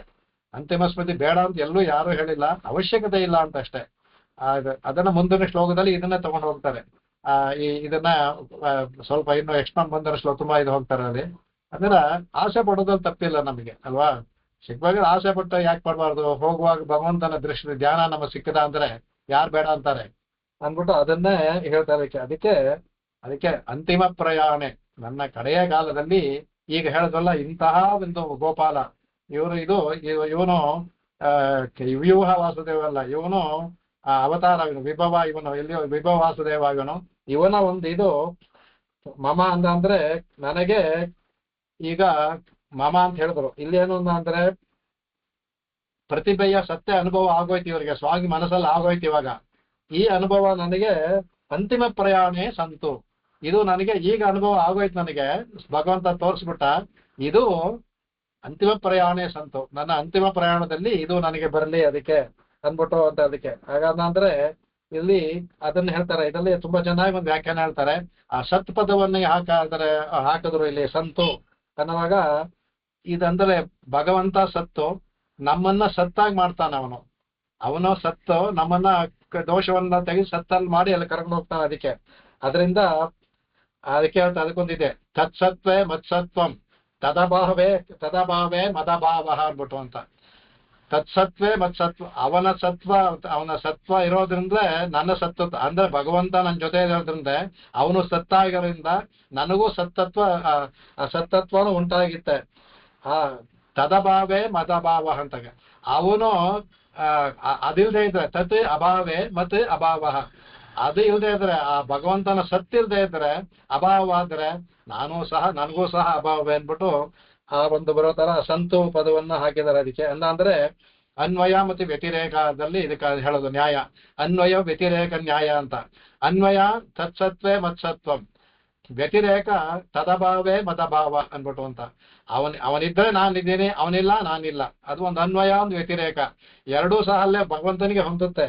ಆ ಅನ್ವಯ ವ್ಯತಿರೇಕವನ್ನ ಇಲ್ಲಿ ಆ ಸಂತು ಪದನ ತೋರಿಸ್ತಾರೆ. ಅದು ಅದ್ಭುತವಾಗಿ ವ್ಯಾಖ್ಯಾನದಲ್ಲಿ ಕೆಲವೆಲ್ಲ ವಿಶೇಷವಾಗಿ ತೋರಿಸ್ಕೊಡ್ತಾರೆ. ಅದನ್ನೆಲ್ಲ ಅನುಭವಿಸ್ಬೇಕಾದ್ರೆ ವ್ಯಾಖ್ಯಾನಗಳು ಓದಬೇಕು. ತುಂಬಾ ಸಂಸ್ಕೃತ ವ್ಯಾಖ್ಯಾನ ಚೆನ್ನಾಗಿದೆ. ಅದನ್ನು ಓದ್ತಾ ಕೂತ್ಕೊಂಡ ಅಂದ್ರೆ ಒಂದೊಂದು ಶ್ಲೋಕ 2 ದಿನ ಆದ್ರೂ ಮುಗಿಯೋದಿಲ್ಲ. ಅದಕ್ಕೆ ನಾ ಬರೀ ಆ ಸಾರಾಂಶವನ್ನು ಮಾತ್ರ ಹೇಳ್ತಾ ಇದ್ದೀನಿ. ಅದಕ್ಕೆ ಇವಾಗ 12 ಆಯ್ತು. ಇವಾಗ ಇದು ಒಂದು ಘಟ್ಟ. ಮೀಮಾಂಸಾ ಶಾಸ್ತ್ರದಲ್ಲಿ 12 ಅಧ್ಯಾಯಗಳೇ ಇರೋದು. ಪೂರ್ವ ಮೀಮಾಂಸೆ ಅಂತ ಏನ್ ಹೇಳ್ತಾರೋ, ನಾವು ಎಲ್ಲ 20 ನಮ್ಗೆ ಒಂದೇ ಮೀಮಾಂಸಾ ಶಾಸ್ತ್ರ ಅಂತ ನಮ್ಮ ಭಾಷ್ಯಕಾರ ಪ್ರಕಾರ. ಆದ್ರೂ ವ್ಯವಹಾರಕ್ಕಾಗಿ ಪೂರ್ವ ಮೀಮಾಂಸಾ ಉತ್ತರ ಮೀಮಾಂಸಾ ಇಟ್ಕೊಂಡಿದ್ದಾರೆ. ಆ ಪೂರ್ವ ಮೀಮಾಂಸಾ 12 ಅಧ್ಯಾಯ, 12ರಿಂದ 13ರಿಂದ 16, 12, 15, 4 ಅಧ್ಯಾಯಗಳು ದೇವತಾಕಾಂಡ ಅಂತ. ಅದು ಇವಾಗ ಲುಪ್ತವಾಗಿದೆ, ನಮಗಿಲ್ಲ ಅದು. 16ರಿಂದ 20 ಉಪನಿಷತ್ ಭಾಗ, ಅದಕ್ಕೆ ಉತ್ತರ ಮೀಮಾಂಸಾ ಅಂತ ಹೇಳ್ತಾರೆ. ಅದು ಉಪನಿಷತ್ ಭಾಗ. ಭಾಷ್ಯಕಾರ ಪ್ರಕಾರ ಈ 16ರಿಂದ 20 ಬರಬೇಕಾದ್ರೆ 1ರಿಂದ 16 ಚೆನ್ನಾಗಿ ತಿಳಿದಿರ್ಬೇಕು. ಅದಕ್ಕೆ ಅಥಾತೋ ಧರ್ಮ ಜಿಜ್ಞಾಸ ಅಂತ ಶುರು ಆಗುತ್ತೆ. ಪೂರ್ವಾಂಶ ಬೇಕಾದ್ರೆ ಅಥಾತೋ ಧರ್ಮ ಜಿಜ್ಞಾಸ ಅಂತಾನೆ ಶುರು ಆಗುತ್ತೆ. ಧರ್ಮವನ್ನ ಜಿಜ್ಞಾಸೆ ಮಾಡೋಣ ಅಂತ ಸಿಗುತ್ತೆ. ಕಡೆಗೆ ಅದು ಬರ್ಬೇಕಾದ್ರೆ ಅಥಾತೋ ಬ್ರಹ್ಮ ಜಿಜ್ಞಾಸ, ಇನ್ಮೇಲೆ ಬ್ರಹ್ಮವನ್ನ ಜಿಜ್ಞಾಸೆ ಮಾಡೋಣ ಅಂತ ಈ ಉಪನಿಷತ್ ಕಾಂಡ ಕಡೆ ಇದು ಬ್ರಹ್ಮಸೂತ್ರ ಯಾವ ಬರೆದರೋ, ಬಾದರಾಯಣ ಬರೆದರೋ, ಸೂತ್ರಗಳನ್ನ ಬರೆದರೋ ಅದನ್ನ ಇದು ಜೈಮಿನಿಗಳು ಪೂರ್ವ ಮೀಮಾಂಸವನ್ನು ಬರೆದ್ರು. ಕಾರ್ಷಕಸ್ನರು ದೇವತಾಕಾಂಡ ಬರೆದು ಅಂತ ಹೇಳ್ತಾರೆ. ಈಗ ಸಿಕ್ತೇ ಇಲ್ದಂತ ಶ್ಲೋಕಗಳಿಗಿದೆ, ಕೆಲವು ಉದಾಹರಣೆಗಳು ಅಲ್ಲಿ ಸಿಕ್ಕುತ್ತೆ. ಪೂರ್ಣವಾಗಿ ನಮ್ಮಲ್ಲಿ ಲುಪ್ತ ಸಿಗ್ತಾ ಇಲ್ಲ ಇವಾಗ. ಪೂರ್ಣವಾಗಿ ಆ 4 ಕಾಂಡಗಳು ನಮ್ಮಲ್ಲಿ ಸಿಗ್ತಾ ಇಲ್ಲ ಇವಾಗ. ಮತ್ತೆ ಆ ಶ್ಲೋಕ ಮಾತ್ರ ಇದೆ, ಅಲ್ಲಿ ಅಲ್ಲಿ ಅಲ್ಲಿ ಉದಾಹರಿಸೋದು ಕೆಲವೆಲ್ಲ ಬರುತ್ತೆ ಅದರಲ್ಲಿ ದೇವತಾ ಕಾಂಡದಲ್ಲೂ ಭಗವಂತನ ದೇವತೆಯನ್ನು ಹೇಗೆ ನಿರ್ಣಯ ಮಾಡೋದು ಅದೆಲ್ಲ ಬರುತ್ತೆ ಅದರಲ್ಲಿ. ಆ ದೇವತಾ ಕಾಂಡ ಈಗ ಇಲ್ಲ. ಇದೆಲ್ಲ ಆದ್ಮೇಲೆ ಆ ಹೇಗೆ ಅವನನ್ನ ಪಡೆಯೋದು ಅನ್ನೋದು ಅಥಾತೋ ಬ್ರಹ್ಮ ಜಿಜ್ಞಾಸ, ಇದೆಲ್ಲ ಆದ್ಮೇಲೆ ಎಲ್ಲವೂ ಪರಬ್ರಹ್ಮನೇ ಅಂತ ಆದ್ಮೇಲೆ ಅವನ ಬಗ್ಗೆ ಜಿಜ್ಞಾಸೆ ಮಾಡೋಣ ಅಂತ ನಮಗೆ ಬ್ರಹ್ಮಸೂತ್ರ ಶುರು ಆಗುತ್ತೆ. ಅದಕ್ಕೆ ಅದು 4 ಕಾಂಡ, ಇದು ಅಧ್ಯಾಯಗಳು 4 ಕಾಂಡ ಅದು ಹೋಗುತ್ತೆ. ಅದು ಹಾಗೆ 20 ಅಧ್ಯಾಯಗಳು ಮೀಮಾಂಸಾ ಶಾಸ್ತ್ರ. ನಮಗೆ ಒಂದೇ ಅಂತ ನಮ್ಮ ಭಾಷಿಕಾರ ಪ್ರಕಾರ 20 ಒಂದೇ. ಅದಕ್ಕೆ ಸ್ವಾಮಿ ಇದರಲ್ಲಿ ಗೋಪಾಲ ಅಂಶದಲ್ಲಿ 20 ಇದನ್ನ ಲಕ್ಷಣವನ್ನು ತೋರಿಸ್ಬಿಟ್ಟಿದ್ದಾರೆ ಇದರಲ್ಲಿ. ಇವಾಗ 12 ಮುಗೀತು ಇವಾಗ. ಅಂದ್ರೆ ಅಲ್ಲಿ ಮೊದಲು ಪೂರ್ವ ಮೀಮಾಂಸದ ಇಲ್ಲಿ ಅದನ್ನೆಲ್ಲ ಮುಗೀತು, ಅದಕ್ಕೆ ಆ ಪ್ರಸಂಗದೊಂದಿಗೆ ಮುಗೀತೆ ಅದು. ಈಗ 13ನೇ ಶ್ಲೋಕದಿಂದ ಮುಂದಿನ 4 ಶ್ಲೋಕ ಅದು ದೇವತಾ ಕಾಂಡಕ್ಕೆ ಪ್ರತಿಪಾದಿಸುತ್ತೆ. ಅದು ಆ ವಿಷಯವನ್ನ ಇಲ್ಲಿ ಹೇಳ್ತಾರೆ. ಆದ್ರೆ ಪೂರ್ಣವಾಗಿ ನಮಗೆ ಸಿಕ್ಕಿಲ್ಲ, ಅದು ಯಾವಾಗ ಲುಪ್ತವಾಯ್ತು ಅಂತ ಗೊತ್ತಿಲ್ಲ, ಅದು ಸಿಕ್ಕಿಲ್ಲ ಅದು. ಆದ್ರೆ ಆ ವ್ಯಾಖ್ಯಾನಗಳಲ್ಲಿ ಅಲ್ಲಲ್ಲಿ ತೆಗೆದಿರುವಂತ ಉದಾಹರಣೆಗಳಿದೆ. ಅದು ಇದರಲ್ಲಿ ಹೇಳ್ತಾರೆ, ಅಖಿಲ ನವಲೋಕಯಾನಿ ಕಾಲಾನ ಮಹಿಳಾಧೀನ ಭುಜಾಂತರಸ್ಯ ಯೂನಃ ಅಭಿಲಾಷ ಪದಂ ವ್ರಜಾಂಗನಾನಾಂ ಅಭಿಲಾಪಕ್ರಮ ದೂರಮಾಭಿರೂಪ್ಯಂ ಅಂತ ಹೇಳ್ತಾರೆ. ಇವಾಗ ಇದರಲ್ಲಿ ಹೇಳ್ದಂಗೆ ಇವಾಗ ಈ 4 ಅಧ್ಯಾಯಗಳು 4 ಶ್ಲೋಕಗಳು ದೇವತಾ ಕಾಂಡದ 4 ಅಧ್ಯಾಯಗಳನ್ನು ಸೂಚಿಸುತ್ತೆ. ಆ 4 ಅಧ್ಯಾಯದಲ್ಲಿ ಏನಿದೆ ಅನ್ನುವ ಆ ಶ್ಲೋಕನ ಮಾತ್ರ ಸಿಕ್ಕಿದೆ. ಅದು ಹೇಳುತ್ತೆ. ಅದಕ್ಕೆ ವಿಂಶತಿ ಲಕ್ಷಣದಲ್ಲಿ ಅದಕ್ಕೆ ಈ ದೇವತಾ ಕಾಂಡದ 4 ಅಧ್ಯಾಯಕ್ಕೆ ಶ್ಲೋಕ ಸಿಕ್ಕಿದೆ. ಏನಂದ್ರೆ ಸ್ವರೂಪಮಾದೌ ತದ್ಭೇದ ತದುಪಾಸನ ಪೂರ್ವಕಂ ಫಲಂಚ ದೇವತಾ ಕಾಂಡೆ ದೇವತಾನಾಂತು ಕಥ್ಯತೆ ಅಂತ ಆ ಶ್ಲೋಕ ಸಿಕ್ಕಿದೆ. ದೇವತಾ ಕಾಂಡದಲ್ಲಿ ಏನ್ ಹೇಳಿದೆ ಅಂತ ಅದು ಸಿಕ್ಕಿದೆ. ಏನಂದ್ರೆ ಆದೌ ಸ್ವರೂಪ, ಮೊದಲನೇ ಕಾಂಡದಲ್ಲಿ ಮೊದಲನೇ ಅಧ್ಯಾಯ, ಕಾಂಡ ಅಂತ ಬರ್ತದೆ, ಅಧ್ಯಾಯ ತಗೊಳ್ಳಿ. ದೇವತಾ ಕಾಂಡದ ಮೊದಲನೇ ಅಧ್ಯಾಯ ಅಂದ್ರೆ 13ನೇ ಅಧ್ಯಾಯ ಅಂತ ತಗೊಳ್ಳಿ. ಮೊದಲನೇ ಅಧ್ಯಾಯದಲ್ಲಿ ಆದೌ ಸ್ವರೂಪ, ಭಗವಂತನ ಸ್ವರೂಪ ಅದು ಹೇಳುತ್ತೆ. ಆಮೇಲೆ 2ನೇ ಅಧ್ಯಾಯದಲ್ಲಿ ತದ್ಭೇದ, ಆ ಸ್ವರೂಪಕ್ಕೆ ಭೇದಗಳು, ಸ್ವರೂಪ ಸ್ಥಿತಿ ಪ್ರವೃತ್ತಿ ಭೇದಂ ಅಂತ ಸ್ವಾಮಿ ಭಾಷಿಕಾರರು ಹಾಕಿದ್ರಲ್ಲ, ಅದಕ್ಕೆ ತದ್ಭೇದಂ, ಅದರ ಭೇದಗಳು ಏನೇನಿದೆ ಅಂತ. ಆಮೇಲೆ ತದುಪಾಸನ ಪೂರ್ವಕ, 3ನೇ ಅಧ್ಯಾಯದಲ್ಲಿ ಅದರ ಉಪಾಸನ ಪೂರ್ವಕ, ಭಗವಂತನ ಉಪಾಸನ ಮಾಡೋದು, ಅದರ ಹೇಗೆ ಉಪಾಸನ ಅದರ ವಿಷಯಗಳೆಲ್ಲ ಹೇಳಿದೆ ಅದು. ಆಮೇಲೆ 4ನೇದಲ್ಲಿ ಫಲಾಂಚ, ಇದೆಲ್ಲ ಮಾಡಿದ್ರೆ ಏನ್ ಫಲಾಂಚ ದೇವತಾ ಕಾಂಡೇ ಕಥ್ಯತೆ, ದೇವತಾ ಕಾಂಡದಲ್ಲಿ ಇದು ಕಥ್ಯತೆ ಅಂತ ಕಾರ್ಷ್ಣಕಸ್ಸರು ಅವರೆಲ್ಲರೂ ಜೈಮಿನಿಗಳು, ಬಾದರಾಯಣ ಅಂದ್ರೆ ವೇದವ್ಯಾಸರ ಶಿಷ್ಯರೇ, ಇದು ಶಿಷ್ಯರೇ, ಎಲ್ಲರೂ ಬರೆದು ಅತ್ಯಂತ ಕಷ್ಟವಾದದ್ದು ಭಗವಂತ ನಿರ್ಣಯ ಅದು. ಅದಕ್ಕೆ ಇವೆರಡನ್ನು ಶಿಷ್ಯರ ಹತ್ರ ಬರೆಸಿ ಕಡೆಯದಾದ ಉಪನಿಷತ್ತನ್ನ ತಾವು ಬ್ರಹ್ಮಸೂತ್ರವನ್ನ ಬರೆದ್ರು ಅದಕ್ಕೆ ಅಂದ್ಬಿಟ್ಟು. ಅದರಲ್ಲೂ ನೋಡಿದ್ವಿ ಬ್ರಹ್ಮಸೂತ್ರದಲ್ಲೂ ಜೈಮಿನಿ, ಕಾರ್ಷಕೃಷ್ಣ, ಉಡುಲೋಮಿ ಇವರೆಲ್ಲರೂ ಬರ್ತಾರೆ. ಅವರಿಗೆಲ್ಲ ಪ್ರಶ್ನೆ ಹಾಕ್ತಾರೆ ಮಧ್ಯದಲ್ಲಿ, ನಿನ್ನ ಅಭಿಪ್ರಾಯ ನೀನೇ ಹೇಳ್ತೀಯ ಕೇಳ್ಕೊಂಡು. ಅವ್ರು ತಿಳ್ಕೊಂಡ್ರು ಹೇಳುವಾಗ ಕೆಲವು ಒಪ್ಕೊಳ್ತಾರೆ, ಕೆಲವು ಇಬ್ಬರು ಸರಿ ಇಲ್ಲ ಅಂದ್ಬಿಟ್ಟು ತಮ್ಮದೇ ಕೊಡ್ತಾರೆ. ಅದ್ಭುತವಾಗಿ ಬ್ರಹ್ಮಸೂತ್ರ ಭಾಷೆಯಲ್ಲಿ ಎಲ್ಲೂ ಬರುತ್ತೆ. ಅದರಲ್ಲಿ ತಮ್ಮ ಶಿಷ್ಯರನ್ನೆಲ್ಲ ಕೇಳಿ, ಬಾದರಿ ಅಂತ ಒಬ್ಬ ಶಿಷ್ಯ, ಅವ್ರನ್ನೂ ಕೇಳ್ತಾರೆ, ನಿನ್ನ ಅಭಿಪ್ರಾಯ ಏನು ಕೇಳ್ತಾರೆ. ತಮಗ್ ಗೊತ್ತಿಲ್ಲ ಅಂತಲ್ಲ, ನಿನ್ನ ಅಭಿಪ್ರಾಯ ಏನು ಕೇಳ್ತಾರೆ, ಏನ್ ಹೇಳ್ತೀಯಾ ಅಂತ. ಆ ಅಭಿಪ್ರಾಯವನ್ನು ಹೇಳಿ ಸೂತ್ರವನ್ನು ಮಾಡಿ ಕಡೆಗೆ ಅವೆರಡು ಅದಕ್ಕೆ ಯಾವ್ದು ಇವರಲ್ಲಿ ಯಾರು ಹೇಳಿದ್ದು ಸರಿ ಎನ್ನುವಾಗ ತಮಗೆ ಅಭಿಪ್ರಾಯ ಇದೆ ಅದನ್ನ ಹೇಳ್ತಾರೆ. ಇವ್ರು ಹೇಳಿದ್ದು ಇದು ಯಾವುದೋ ಸರಿ ಇಲ್ಲ ಅಂತ, ಅವರಿಬ್ಬರೂ ಸರಿ ಇಲ್ಲ ಅಂತ ತಮ್ಮ ಒಂದು ಇದನ್ನ ಕೊಡ್ತಾರೆ. ಅದರಲ್ಲಿ ಬ್ರಹ್ಮಸೂತ್ರದಲ್ಲಿ ಅದ್ಭುತವಾಗಿ ಅದು ಹೋಗುತ್ತೆ ಅದು ಆ ತರ. ಆಗ ಈ 4 ಕೂಡ ಈ ದೇವತಾ ಕಾಂಡದಲ್ಲಿ ಇಲ್ಲಿ ವಿಭಾಗ ಆಗುತ್ತೆ ಅದರಲ್ಲಿ. ಹಾಗಾಗಿ ಇವಾಗ ಈ 13ನೇ ಶ್ಲೋಕ ಅಖಿಲಾನವ ಲೋಕಯಾಮಿ ಕಾಲ, ಇಲ್ಲಿ ಒಂದೊಂದು ಹೇಳ್ದಲ್ಲ ಪದಗಳು ನಾವು ಇಲ್ಲಿ ಒಂದು ರಿಸರ್ಚ್ ಮಾಡ್ಬೇಕು ಇದಕ್ಕೆ. ಇಲ್ಲಿ ಶುರುವಿನಲ್ಲಿ ಯಾವಾಗಲೂ ಅಖಿಲ ಅನ್ನೋದು, ಅಖಿಲ ಜನ್ಮ ಸ್ಥೇಮ ಭಂಗ, ಸ್ವಾಮಿ ಹೇಳ್ದ ಇವರು ಭಾಷಿಕಾರರು ಬ್ರಹ್ಮಸೂತ್ರ ಬರಿಬೇಕಾದ್ರೆ ಅಖಿಲ ಭುವನ ಜನ್ಮ ಸ್ಥೇಮ ಭಂಗ ಅದು ಶುರು ಮಾಡಿದ್ರಲ್ಲ ಅವರು ಅಖಿಲ, ಯಾಕಂದ್ರೆ ಮಂಗಳಕಾರವಾದ ತಗೊಂಡ್ರು. ಇಲ್ಲಿ ಒಂದೇ ಬೃಂದಾವನಚರಂ ಅಂತಲ್ಲಿ ಅಲ್ಲಿ ಬಂತಲ್ಲ, ಇಲ್ಲಿ 13ನೇ ಶ್ಲೋಕ ಯಾಕೆ ಅಖಿಲ ಅಂತ ಮಾಡೋದಂದ್ರೆ ದೇವತಾ ಕಾಂಡವಾದ್ರಿಂದ ಇಲ್ಲಿ ದೇವತಾ ಅಂದ್ರೆ ಪರದೇವತೆ ಆದ್ರಿಂದ ಇಲ್ಲೂ ಮಂಗಳದಿಂದ ಶುರುವಾಗದ ಅಖಿಲ ಪದವನ್ನು ಹಾಕಿದರು. ಅಖಿಲ ನಮಗೆ ಆಮೇಲೆ ಇದರಲ್ಲಿ ವ್ಯಾಖ್ಯಾನಕಾರರು ಭಾಷ್ಯಕಾರರು ಮಾಡಿರುವಂತ ಅಖಿಲ ಭುವನ ಜನ್ಮ ಆ ಶ್ಲೋಕದ ಸಾರಾಂಶವನ್ನು ಇಲ್ಲಿ ಸೇರಿಸಿದ್ದಾರೆ. ಅದನ್ನ ವ್ಯಾಖ್ಯಾನದಲ್ಲಿ ನೋಡೋಣ. ಅದನ್ನ ಮೇಲ್ನರ್ತಾನೆ ಹೇಳ್ಬಿಟ್ಟು ಅದನ್ನ ವ್ಯಾಖ್ಯಾನದಲ್ಲಿ ಆ ಸಾರಾಂಶವನ್ನ ಇಲ್ಲಿ ಸೇರಿಸಿದ್ದಾರೆ ಸ್ವಾಮಿ, ಅದ್ಭುತವಾಗಿ ಸೇರಿಸಿದ್ದಾರೆ. ಬಹಳ ಆಳವಾಗಿ ವಿಚಾರ ಮಾಡಿ ಅನೇಕ ವ್ಯಾಖ್ಯಾನಗಳು ಓದಿ ಅದನ್ನು ಓದಿದಾಗ ಎಲ್ಲಿ ಆ ಪದಗಳನ್ನ ಹಾಕಿದ್ದಾರೆ ಅನ್ನೋದು ಗೊತ್ತಾಗುತ್ತೆ. ಇದು ಅದಕ್ಕೆ ನಿಮ್ಗೆ ಹೇಳಿದೆ, ಈ ಗೋಪಾಲಂಶತಿ ಅನ್ನೋದು ಇನ್ನೂ ಎಷ್ಟು ತಿರುಪಾವೆ ತರ ಇದು. ನೀವು ಹೋದಷ್ಟು ಹೋದಷ್ಟು ಹೊಸ ಹೊಸ ವಿಷಯ ಬರ್ತಾನೆ ಇರುತ್ತೆ ಇದರಲ್ಲಿ ಮುಗೀತಂತಾನೆ ಇಲ್ಲ ಅದು, ಅಷ್ಟೊಂದು ವಿಷಯಗಳು ಅದರಲ್ಲಿ ಇದೆ. ಅದಕ್ಕೆ ಇಲ್ಲಿ ಮೇಲಿನ ಅರ್ಥ ಆ ಇವರಿಗೆ ವ್ರಜಾಂಗನಾನ ಅನ್ನಂದ್ರೆ ವ್ರಜ ಇವರು ಆ ಅಂಗನೆಯರು ಅಂದ್ರೆ ವ್ರಜಗೋಪದಲ್ಲಿರುವಂತಹ ಇವರು ಅಂದ್ರೆ ಅಂತ ಅವರು ವ್ರಜಾಂಗನಾನ ವ್ರಜಾಂಗನೆ ಅಂದ್ರೆ ನಂದ ಇರುವ ಸ್ತ್ರೀಗಳು ಅವರು. ಇಲ್ಲಿ ಅದಕ್ಕಿಂತ ಮುಂಚೆ ಮಹಿಳಾಧೀನ ಭುಜಾಂತರಸ್ಯ ಯೂನಃ, ಮಹಿಳಾಧೀನ ಭುಜಾಂತರಸ್ಯ ಅಂತ ಹಾಕಿದ್ರು ಇಲ್ಲಿ ಸ್ವಾಮಿ ಹಾಕೋ ಪದವನ್ನ. ಮಹಿಳಾ ಅಂದ್ರೆ ನಮ್ಮ ಸಾಧಾರಣ ಹೇಳುವ ಮಹಿಳೆಯ ಸ್ತ್ರೀ ಅನ್ನೋ ಅರ್ಥದಲ್ಲ, ಇಲ್ಲಿ ಬೇರೆ ಇದೆ. ಅದಕ್ಕೆ ಇಲ್ಲಿ ಮಹಿಳೆ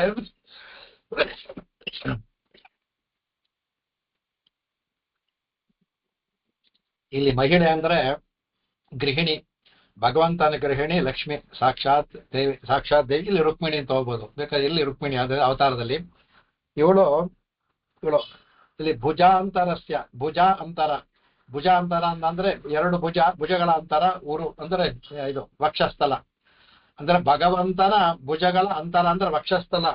ಅದರಲ್ಲಿ ಅದರಲ್ಲಿ ಅಂದ್ರೆ ಎರಡು ಅರ್ಥ ಇದರಲ್ಲಿ ವ್ಯಾಖ್ಯಾನ ನೋಡ, ಎರಡು ಮೂರು ಅರ್ಥ, ಒಂದರ್ಥ ಹೇಳೋಣ. ಅವನ್ನ ವಕ್ಷಸ್ಥಲವನ್ನ ಆಲಂಗಿಸಲ್ಪಟ್ಟ ಭಗವಂತನು ತಾಯಿಯಿಂದ ವಕ್ಷಸ್ಥಲದಲ್ಲಿ ಇದ್ದಾಳೆ ಅವಳು, ಆಲಂಗಿಸಲ್ಪಟ್ಟಂತಹ ಭಗವಂತ ಅಂದ್ರೆ ರುಕ್ಮಿಣಿ ದೇವಿಯಿಂದ ಆಲಂಗಿಸಲ್ಪಟ್ಟ ವಕ್ಷಸ್ಥಲ ಉಳ್ಳವನು.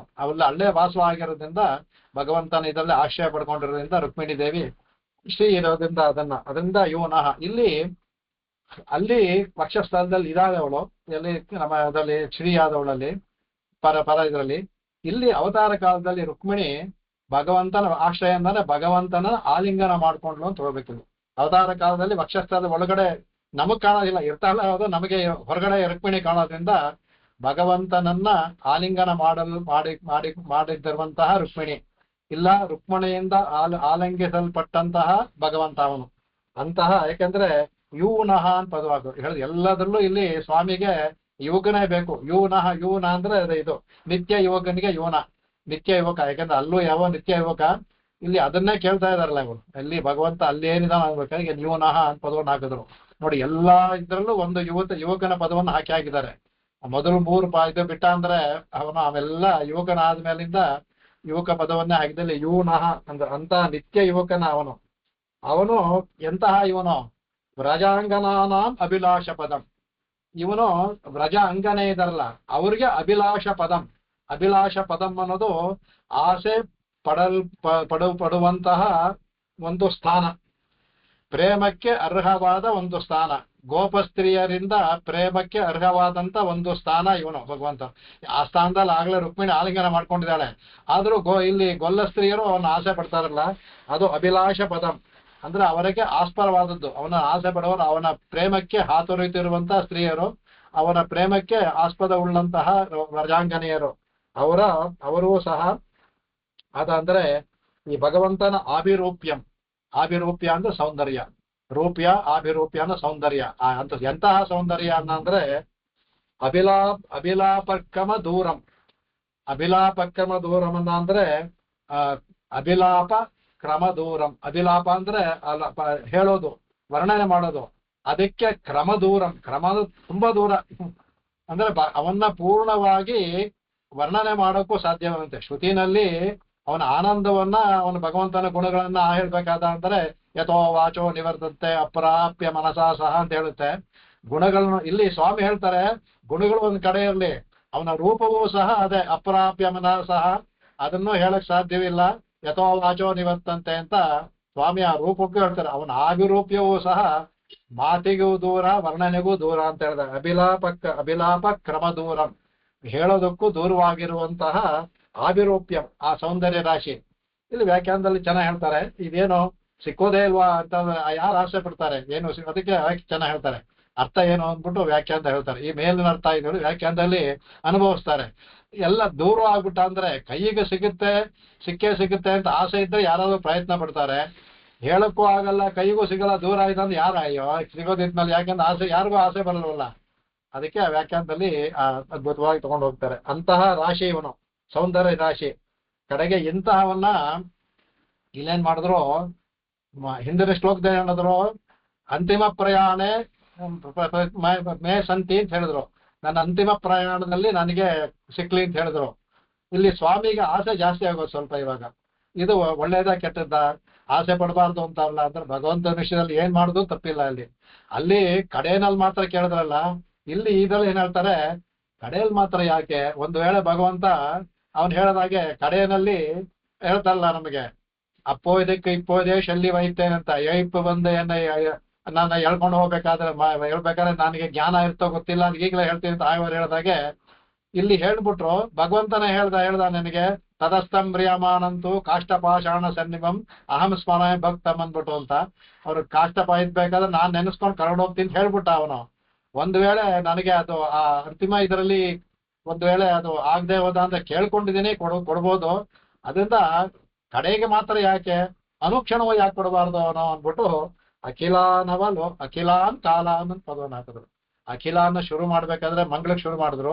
ಅಖಿಲಾನ್ ಕಾಲ ಅಂದ್ರೆ ಎಲ್ಲಾ ಕಾಲದಲ್ಲಿಯೂ. ನೋಡಿ, ಸ್ವಾಮಿ ಸ್ವಲ್ಪ ಆಸೆ ಜಾಸ್ತಿ ಅನ್ಸುತ್ತೆ ನಮಗೆ, ಆಯ್ತು ಅಂತ ಕೇಳ್ಕೊಳ್ಳೋದು ತಪ್ಪಿಲ್ಲ, ಅನುಭವಿಸ್ತಾರೆ. ಈ ಎಲ್ಲಾ ಕಾಲದಲ್ಲೂ, ಈ ಕಾಲದಲ್ಲಿ ಯಾಕೆ ಕೊಡ್ಬಾರ್ದು? ಎಲ್ಲಾ ಕಾಲದಲ್ಲೂ ಕೊಡ್ಲಿ ಭಗವಂತ. ಕಡೆ ಅಂತಿಮ ಪ್ರಯಾಣಕ್ಕೆ ಯಾಕೆ, ಎಲ್ಲಾ ಕಾಲದಲ್ಲೂ ಕೊಡ್ತಾ ಇರ್ಲಿ. ಹಾಗೇನಾಗುತ್ತೆ, ಒಂದು ವೇಳೆ ಅಂತಿಮ ಸಿಗದೆ ಇದ್ರು ಆ ಕ್ಷಣದ ಹಿಂದಿನವರೆಗೂ ಸಿಕ್ಕಿದ್ರು ಸಾಕಲ್ಲ ನನಗೆ. ಅದಕ್ಕೆ ಅಖಿಲಾನ್ ಕಾಲಾನ್ ಅನ್ಬಿಟ್ರು ಅಂತ ಹೇಳಿದ್ರು. ಎಲ್ಲಾ ಕಾಲಗಳಲ್ಲೂ ಅವಲೋಕಯಾಮಿ, ಇಲ್ಲಿ ನೋಡುತ್ತೇನೆ ಅಂತ ಹೇಳ್ಬಿಟ್ರು. ಅಂದ್ರೆ ಭಗವಂತ ಸ್ವಾಮಿಗೆ ಆ ತರ ಇದರಲ್ಲೂ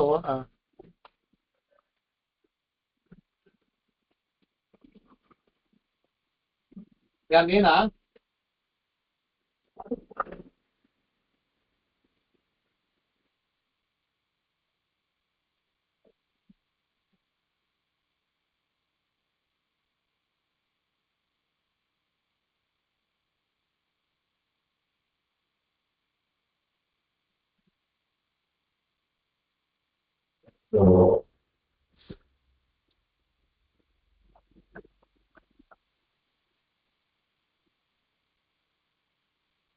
ಅವಾಗ ಕೇಳ್ತಾನಂತೆ, ಅಲ್ಲ ಭಗವಂತ ಎಲ್ಲಾ ಕಾಲದಲ್ಲೂ ನಿನ್ನ ಒಂದು ಅಖಿಲಾನ್ ಕಾಲಾನ್ ಇದಕ್ಕೂ ವ್ಯಾಖ್ಯಾನದಲ್ಲಿ ಯಾಕೆ ದ್ವಿತೀಯ ವಿಭಕ್ತಿಯಲ್ಲಿ ಹಾಕಿದ್ರು, ಸಪ್ತಮಿಯಲ್ಲಿ ಹಾಕ್ಬೇಕಾಯ್ತು, ತುಂಬ ವ್ಯಾಖ್ಯಾನದ ನೋಡೋಗ್ತಾರೆ.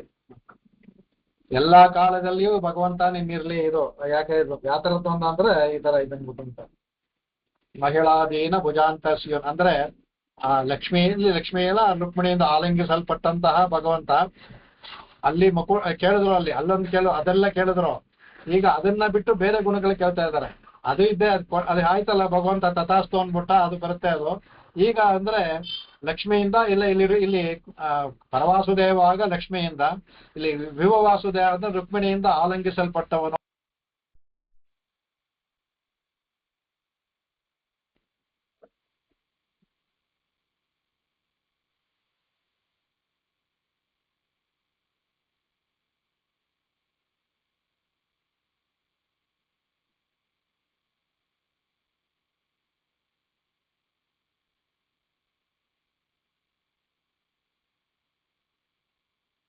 ಅಂತಿಮ ಪ್ರಾಣದಲ್ಲಿ ನನಗೆ ನಿನ್ನ ಮೊಕಟಾಲಂಬೆ ಮಯೂರ ಪಿಂಚಮಾಲ ಇದನ್ನು ಕೊಡು. ಅಲ್ಲಿವರೆಗೆ ಆಭಿರೂಪ್ಯ, ನಿನ್ನ ಆಭಿರೂಪ್ಯ ಇದೆಲ್ಲ, ಯಾವ ಆಭಿರೂಪ್ಯ? ಅಭಿಲಾಪ ಕ್ರಮ ದೂರಂ.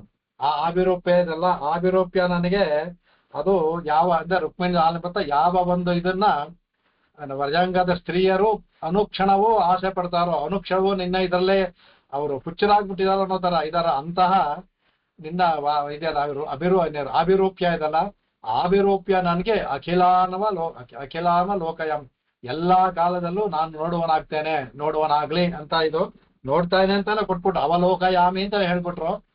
ಆಸೆಯಲ್ಲಿ ನಾನು ನೋಡುವಂತನಾಗ್ಲಿ ಅಂತ ಅರ್ಥದಲ್ಲಿ, ನನಗೆ ಪ್ರತಿಯದಲ್ಲೂ ನೋಡುವಂತ ಆಗ್ಲಿ ಅನ್ಬಿಟ್ಟು ಅಂತ. ಸ್ವಾಮಿಗೆ ಆ ತರವೇ ಪ್ರಾಯಶಃ ಭಗವಂತ ಕೊಟ್ಟರು, ಅನುಭವ ಕೊಟ್ಟರು ಪೂರ್ಣವಾಗಿ ಅವರಿಗೆ. ಅದರಿಂದ ಅವಲೋಕಯಾಮಿ, ನಾನು ನೋಡ್ತಾ ಇದ್ದೀನಿ ಅಂತ ಹೇಳಿದ್ರು. ಅಂದ್ರೆ ಅಂತಿಮ ಇದರಲ್ಲಿ ಮಾತ್ರ ಅಲ್ಲ, ಅನುಕ್ಷಣವೂ ಸಹ ನನಗೆ ಭಗವಂತನ ಆ ನೋಟ ಆಗ್ತಾ ಇದೆ ಅನ್ನುವಾಗ ಅವಾಗ ಅನೇಕ ಇದು ಪ್ರಶ್ನೆಗಳೆಲ್ಲ ಬರುತ್ತೆ. ಅಲ್ಲ ಸ್ವಾಮಿ, ನೀವೇ ಇದರಲ್ಲಿ ವ್ಯಾಖ್ಯಾನದಲ್ಲಿ ತಗೊಂಡು ಹೋಗ್ತಾರೆ, ಒಂದೊಂದಕ್ಕೂ ತಾವೇ ಪೂರ್ವ ಪಕ್ಷವನ್ನು ಹಾಕೊಂಡು ಇದೆ ಈ ತರ ಹೇಳಿದೆಲ್ಲ. ಇದರಲ್ಲಿ ಒಂದು ಸ್ವಲ್ಪ ಅವನ ಹತ್ರವೂ ಇಲ್ಲ, ಕ್ರಮ ದೂರಂ ಅಂತೇಳಿ ಹೇಳಿದಿಲ್ಲ. ಆಗಿರ್ಬೇಕಾದ ಅಂದ್ರೆ ಅವನು ಯಾರು ಆಸೆ ಪಡ್ತಾರೆ? ಯಾವ್ದಾದ್ರು ಒಂದು ವಸ್ತು ಸಿಗುತ್ತೆ ಅಂದ್ರೆ ಯಾರಾದ್ರು ಆಸೆ ಪಡ್ತಾರೆ? ಸಿಗದೇ ಇರೋ ವಸ್ತುಗೆ ಯಾರಾದ್ರೂ ಆಸೆ ಪಡ್ತಾರ? ಸಿಗೋದೇ ಇಲ್ಲ ಅಂತ ಅನ್ಕೊಂಡ್ಬಿಟ್ರೆ ಈತ ಶ್ರುತಿ ಯಾವ ತರ ಹೇಳುತ್ತೆ ಅಂದ್ರೆ ಅವರ ವ್ಯಾಖ್ಯಾನಿಸ್ತಾರೆ. ಅಂದ್ರೆ ಸಿಗೋದೇ ಇಲ್ಲ ಅಂತಲ್ಲ, ದೂರವಾಗಿದ್ದಾನೆ ಅಷ್ಟೇ ತವರ ಸಿಗೋದೇ ಇಲ್ಲ ಅನ್ನೋತಲ್ಲ. ಅದೇ ತರ ಯಥೋ ವಾಚೋ ನಿವರ್ತಂತೆ ಅಂದ್ರೆ ಮಾತಿಗೆ ಸಿಗೋದೇ ಇಲ್ಲ ಅಂತ ಅರ್ಥ ಅಲ್ಲ. ಸ್ವಲ್ಪ ಸಿಗ್ತಾನೆ, ಪೂರ್ಣವಾಗಿ ಸಿಗೋದಿಲ್ಲ ಅಂತ ಹೋಗ್ಬೇಕು ಅಂತಷ್ಟೇ. ಅವನ ಅಭಿರೂಪ್ಯ ಸ್ವಲ್ಪ ಸಿಗುತ್ತೆ, ಪೂರ್ಣವಾಗಿ ಸಿಗೋದಿಲ್ಲ ಅಂತ ಅಂದ್ರೆ ಯಾವುದೋ ಒಂದು ಅಂಶ ಸಿಗುತ್ತೆ. ಪರಿಪೂರ್ಣವಾಗಿ ತಿಳಿಯೋಳಕ್ಕೂ ಸಾಧ್ಯವಿಲ್ಲ, ಪರಿಪೂರ್ಣವಾದ ಭಗವಂತನ ಅಭಿರೂಪಿಯನ್ನು ತಿಳ್ಕೊಳ್ಳೋಕೆ ಸಾಧ್ಯವಿಲ್ಲ ಅಂತ ಅರ್ಥ ಮಾಡ್ಬೇಕೇ ತವರ ಸಿಗೋದೇ ಇಲ್ಲ ಅಂದ್ರೆ ಆತರ ಇದ್ದು ಯಾರು ಆಸನೆ ಪಡೋದಿಲ್ಲ, ಋಷಿಗಳು ಮುನಿಗಳು ತಪಸ್ಸು ಮಾಡೋದಿಲ್ಲ. ಅವ್ರಿಗೆಲ್ಲ ಕಾಣ್ತಾನೆ ಅಂದ್ರೆ ಒಂದು ಅವನ ಸ್ವಲ್ಪ ಭಾಗ ಸಿಗುತ್ತೆ, ಯಾವುದೋ ಒಂದು ಚೂರು ಒಂದು ಸ್ವಲ್ಪ ಸಿಕ್ತು ಅನ್ನೋ ತರ ಸ್ವಲ್ಪ ಅನುಭವಿಸ್ ಅಷ್ಟು ಅದೇ ಸಾಕು, ನಮಗೆ ಪರಮ ಭೋಗ್ಯವಾಗುತ್ತೆ ಅದು. ಆ ಪರಮ ಅಲ್ಲಿ ಹೋದಾಗ ಎಲ್ಲ ಅವನ ಅನುಭವ ಸಿಗುತ್ತೆ. ಅದು ನವೋ ಭಗವತಿ ಅಂತ ಅನುಕ್ಷಣವು ಹೊಸ ಹೊಸ ರೂಪವಾದೆಲ್ಲ ಸಿಗುತ್ತೆ ಅಲ್ಲಿ ನಮಗೆ. ಇಲ್ಲಿ ಒಂದು ಸ್ವಲ್ಪ ಕಿಂಚಿತ್ ಆದ್ರೂ ಸಿಕ್ಕಿದ್ರು ಆ ಜೀವ ಧಾರಣೆ ಮಾಡ್ಕೊಳ್ಳೋಕಾಗತ್ತೆ ಅಂತ ಇಲ್ಲಿ ಸ್ವಾಮಿ ಆಸೆ ಪಡ್ತಾರೆ. ಇದಕ್ಕೆ ಈ ವ್ಯಾಖ್ಯಾನವನ್ನ ಇದರಲ್ಲಿ ನೋಡೋಣ. ಇದರಲ್ಲಿ ನಿಮಗೆ ಹೇಳಿದೆ, ಇದರಲ್ಲಿ ಭಗವಂತನ ಸ್ವರೂಪವನ್ನ ಶುರು ಆಗುತ್ತೆ. ಇಲ್ಲಿ ಆ ಭಗವಂತನ ಸ್ವರೂಪ ಯಾವ ತರ ಸ್ವರೂಪ ಅನ್ನೋದು ಒಂದು ಪರವಾಸುದೇವ, ಇಲ್ಲಿ ವಿಭವ ವಾಸುದೇವ. ಇಲ್ಲಿ ಅವನ ಸ್ವರೂಪ ಯಾವ ತರ ಅಂದ್ರೆ ಅಲ್ಲಿ ತಾಯಿಯಿಂದ ಅಲಂಘಿಸಲ್ಪಟ್ಟುಕೊಳ್ಳೋನಾಗಿದ್ದಾನೆ. ಅದೇ ತರ ಇಲ್ಲಿ ತನ್ನ ವಿಭವ ಕಾಲದಲ್ಲಿ ತನ್ನ ಇದರಲ್ಲಿ ಇಲ್ಲಿ ಸ್ತ್ರೀಯರನ್ನು ಮಾತ್ರ ಹೇಳಿದೆ, ಸ್ತ್ರೀಯರೂ ಅಲ್ಲ ಭಕ್ತರೂ ಸಹ ಹೌದು. ಅವನ ಸ್ವರೂಪ ಬರೀ ಸ್ತ್ರೀಯರಿಗೆ ಮಾತ್ರ ಅಂತ ಬರೀ ವ್ಯಾಖ್ಯಾನ ಆತರ ಅಲ್ಲ, ಭಕ್ತರಿಗೂ ಸಹ ಸಿಗುತ್ತೆ. ಇಲ್ಲಿ ಬಹಳ ಅದ್ಭುತವಾಗಿ ವ್ಯಾಖ್ಯಾನಕಾರರು ಇದು ಕಾವ್ಯ ದೃಷ್ಟಿಯಿಂದ ನೋಡ್ಬೇಕು. ಅಂದ್ರೆ ಆ ವ್ರಜಾಂಗನೆಯರು ಮತ್ತು ವೇದಾಂತ ದೇಶಿಕರಿಗೆ ಬಗ್ಗೆ ಸ್ವಲ್ಪ ಅಸೂಯೆಯಿಂದ ಮಾತಾಡೋ ತರ ಇದು ಕಾವ್ಯದಲ್ಲಿ ಇದು ಒಂದು ಅವರೇ ತಮ್ಮ ಇದರಲ್ಲಿ ಅದ್ಭುತವಾಗಿದೆ, ಅನುಭವಿಸ್ಬೋದು ಅದನ್ನ. ಒಂದು ಅಂದ್ರೆ ಇದು ಕಾವ್ಯದಲ್ಲಿ ಎಲ್ಲವೂ ಸಾಧ್ಯ. ಕಾವ್ಯಕ್ಕೆ ಕಾಲ ವ್ಯತ್ಯಾಸವಿಲ್ಲ, ಇದು ವ್ಯತ್ಯಾಸ ಇಲ್ಲ. ಆ ಕಾಲದಲ್ಲಿ ದೇಶಿಗರಿದ್ದು ತಗೋಬಹುದು, ದೇಶದ ಕಾಲದಲ್ಲಿ ಅವರಿದ್ದು ತಗೋಬಹುದು. ಕಾವ್ಯದಲ್ಲಿ ಅನುಭವಕ್ಕೆ ಎಲ್ಲ ಉಂಟು. ಅವರು ದೇಶಿಗರ ಬಗ್ಗೆ ಹೇಳುವಂತ ಒಂದು ಮಾತುಗಳು ಅದೆಲ್ಲ ವ್ಯಾಖ್ಯಾನದಲ್ಲಿ ಬರುತ್ತೆ. ಅದು ಅಂದ್ರೆ ನಮ್ಮ ಇನ್ನು ದೇಶಿಗರ ಹತ್ರ ಹೋದ್ರೆ ನಮ್ಮ ಹತ್ರ ಸಿಗೋದೇ ಇಲ್ಲ ಅಂತ ಅವರು ದುಃಖ ಪಡೋ ತರ ವ್ಯಾಖ್ಯಾನದಲ್ಲಿ ಅದ್ಭುತವಾಗಿ ತಗೊಂಡು ಹೋಗಿದ್ದಾರೆ ಇಲ್ಲಿ ಇದನ್ನೆಲ್ಲವೇ. ಇಲ್ಲಿ ಇವ್ರು ಕೇಳೋದೇನು ಅಂದ್ರೆ ಅಂತಹ ಇದು ನಾನು ಭಗವಂತನ ಜೊತೆಯಲ್ಲಿ ವಕ್ಷಸ್ಥಳದಲ್ಲಿ ಇರ್ಬೇಕು ಅಂತ ಆಸೆ ಪಡ್ತೇನೆ ನಾವು. ಅದಕ್ಕೆ ಆ ವಕ್ಷಸ್ಥಳದಲ್ಲಿ ಈಗ ರುಕ್ಮಿಣಿ ಆಲಿಂಗನ ಮಾಡ್ಕೊಂಡಿದ್ದಾಳೆ ಅಂದ್ರೆ ನಾನು ಆ ಭಗವಂತನನ್ನ ಆಲಿಂಗನ ಮಾಡ್ಕೋ ಆಸೆ. ಆ ನನ್ನ ಆಲಿಂಗನವನ್ನ ಆ ರುಕ್ಮಿಣಿ ಇಲ್ಲ ತಾಯಿ ಸಹಿಸಬೇಕು, ಅವ್ರಿಗೆ ಆ ಮಾತ್ಸರ್ಯ ಬರಬಾರದು, ಸಹಿಸಬೇಕು. ಇದೆಲ್ಲ ಕಾವ್ಯ ದೃಷ್ಟಿಯಿಂದ ತಾಯಿಗೆ ಯಾವ ಮಾತ್ಸರ್ಯ ಅದೆಲ್ಲ, ಅವ್ರಿಗೆ ಮಾತ್ಸರ್ಯ ಬರಬಾರ್ದು, ಮಾತ್ಸರ್ಯ ಬರದೇ ಇರಬೇಕು. ಯಾವ ತರ ಅಂತ ಅದನ್ನು ಎಲ್ಲವನ್ನೂ ಸಹ ಅದ್ಭುತವಾಗಿ ತಗೊಂಡು ಹೋಗಿದ್ದಾರೆ ಅದರಲ್ಲಿ. ಅನ್ನಂದ್ರೆ ಅದರಲ್ಲಿ ಇಲ್ಲಿ ಭಗವಂತನ ಆ ದೇವತಾ ಸ್ವರೂಪ, ಆ ಮಹಿಳಾ ದೀನ ಭುಜಾಂತರಸ್ಯ ಅನ್ನೋದು ಭಗವಂತನ ಸ್ವರೂಪ. ಯಾವಾಗ್ಲೂ ಲಕ್ಷ್ಮೀ ವಿಶಿಷ್ಟನಾಗಿದ್ದಾನೆ ಇದೆಲ್ಲ ಅದು ಸ್ವರೂಪ, ಭಗವಂತನ ಸ್ವರೂಪ. ಇಲ್ಲಿ ಅದನ್ನ ತೋರ್ಸಕ್ಕೆ ಇದು ಅವತಾರ ಕಾಲವಾದ್ರಿಂದ ಇಲ್ಲಿ ಮಹಿಳೆ ಅಂತ ಲಕ್ಷ್ಮಿ ರುಕ್ಮಿಣಿತನ ತಗೋಬೇಕು. ಮಹಿಳಾ ಅಧೀನ, ಮಹಿಳೆಗೆ ಅಧೀನನಾದ ಅವನು ಭಗವಂತ. ಎರಡರ್ಥ ಮಾಡ್ತಾರೆ. ಮಹಿಳಾಧೀನ ಭುಜಾಂತರ ಸ್ಯೂನ, ಮಹಿಳೆಯಾದ ರುಕ್ಮಿಣಿಗೆ ಅಧೀನನಾದಂತ ಕೃಷ್ಣ ಅಂತ ತಗೋಬಹುದು. ಇಲ್ಲಾಂದ್ರೆ ಭುಜಾಂತರಸ್ಯ ಯೂನಃ ಮಹಿಳಾ ಅಧೀನ, ಭುಜಾಂತರದ ವಕ್ಷಸ್ಥಲಕ್ಕೆ ಅಧೀನಳಾದಂತಹ ರುಕ್ಮಿಣಿ. ಆ ಅಧೀನ ಅನ್ನೋದು ಭಗವಂತನಿಗೂ ಹೊಂದುತ್ತೆ, ರುಕ್ಮಿಣಿಗೂ ಹೊಂದುತ್ತೆ, ಎರಡಿಗೂ ಹೊಂದುತ್ತೆ. ಮುಂದೆ ಇದು ದೇಶಿಗರಿಗೂ ಹೊಂದಿಸ್ಬೋದು. ನಾವು ನೋಡೋಣ ಯಾವ ತರ ಚೆನ್ನಾಗಿದೆ. ಸ್ವಾಮಿ ದೇಶಿಗರಿಗೂ ಇದು ಹೊಂದಿಸ್ಬೋದು ಇದನ್ನ. ಈ ಅಧೀನ ಅನ್ನೋದು ಭಗವಂತ ಯಾವಾಗೂ ಅವನು ಭಕ್ತಾಧೀನ ಅಂತಾರಲ್ಲ. ಹಾಗಾಗಿ ನಾವು ಬರೀ ನಂದ ಸ್ತ್ರೀಯರ ಮಧ್ಯೆ ಇದ್ದಾರಂತಲ್ಲ, ಯಾರು ಭಕ್ತರು ಇದ್ರು ಭಕ್ತರಿಗೆ ಅಧೀನ ಆಗ್ಬಿಡ್ತಾನ ಅವನು. ಇಲ್ಲಿ ಮಹಿಳೆಯಾದ ಅವನ ನಿತ್ಯ ಸ್ವರೂಪ ಮಹಿಳೆಗೆ ಅಧೀನನಾಗಿರೋದು, ಶ್ರೀಗೆ ಅಧೀನನಾಗಿರೋ ನಿತ್ಯ ಸ್ವರೂಪ. ಅಲ್ಲಿ ಮಹಿಳೆ ಲಕ್ಷ್ಮಿ, ಇಲ್ಲಿ ಮಹಿಳೆ ರುಕ್ಮಿಣಿ. ಅದರಿಂದ ಆ ತರ ತಗೊಳ್ಳೋದು. ಮುಖ್ಯವಾಗಿ ಏನು ಅಂದ್ರೆ ಇಲ್ಲಿ ಗೋಪಾಲತ್ವ ಇಲ್ಲಿ ದೇವತಾ ಸ್ವರೂಪ ಅವತಾರ ಕಾಲದಲ್ಲಿ. ಪರವಾಸುದೇವ ಅಲ್ಲಿ ವೈಕುಂಠದಲ್ಲಿ ವಿಶೇಷ ಆದ್ರೆ ಗೋಪಾಲತ್ವ ಅನ್ನೋದು ಇಲ್ಲಿ ಅವನ ಸ್ವರೂಪ ಇಲ್ಲಿ ಅವತಾರ ಕಾಲದಲ್ಲಿ. ಇದು ಅವನ ಈ ದೇವತೆ ವಿಶೇಷವಾದ ಸ್ವರೂಪ. ರುಕ್ಮಿಣಿಯಿಂದ ಆಲಿಂಗಿಸಲ್ಪಟ್ಟಂತಹ ಗೋಪಾಲ ಅದು ಸ್ವರೂಪ. ಅದು ಈ ದೇವತಾ ಕಾಂಡದ ಮೊದಲನೇ ಇದು ಸ್ವರೂಪವನ್ನ ಹೇಳುವಂತಹ ಇದು ಅಂತ ಹೇಳ್ತಾರೆ. ಅದಕ್ಕೆ ಪರಬ್ರಹ್ಮದ ಸಂಜ್ಞೆ ವಾಸುದೇವ ಅಂತ ಹೇಳೋದ.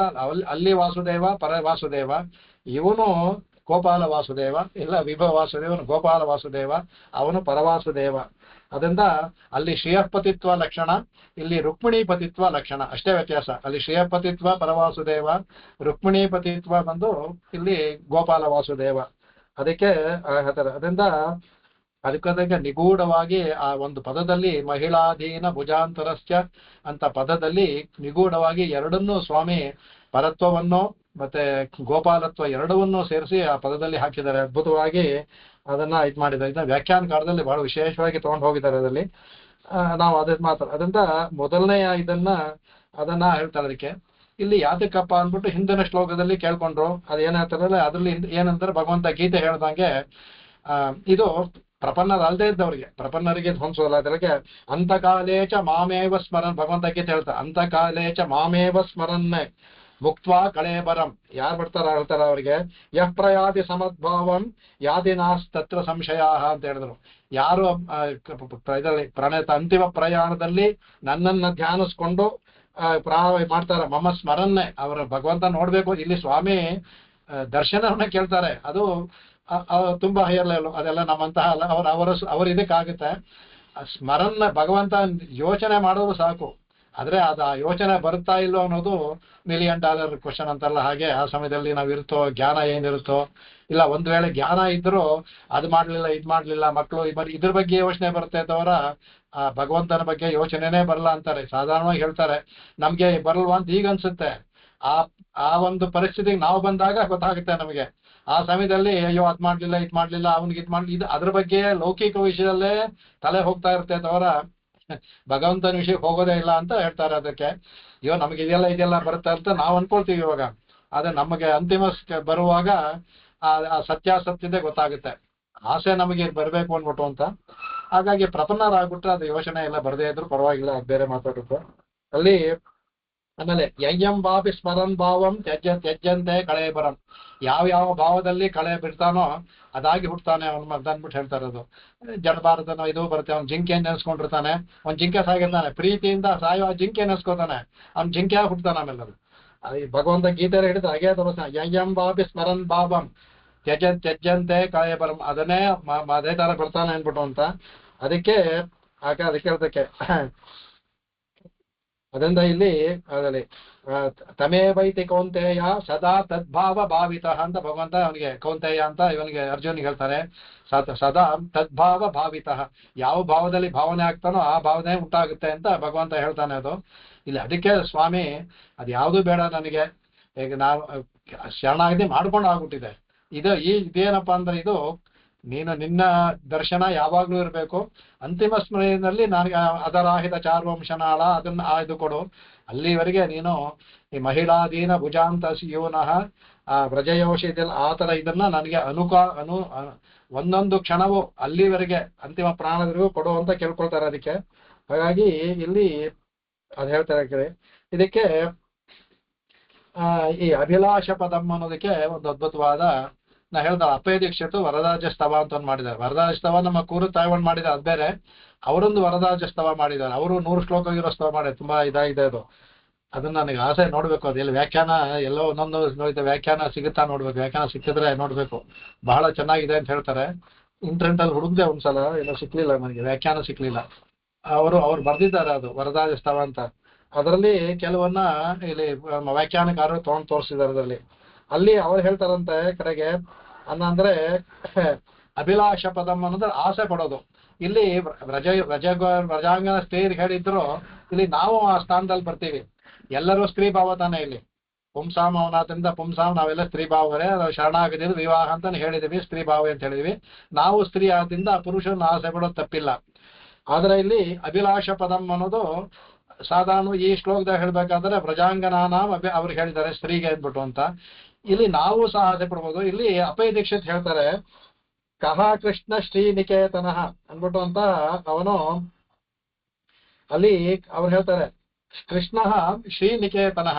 ಅಪ್ಪಯ್ಯ ದೀಕ್ಷಿತ್ ಹೇಳ್ತಾರೆ, ನನಗೂ ಆಸೆ ಅಭಿಲಾಷ ಪದಂ ಇದೆಯಲ್ಲ, ಅಭಿಲಾಷ ಪದಂ ನನಗೂ ಆಸೆ ಇದು.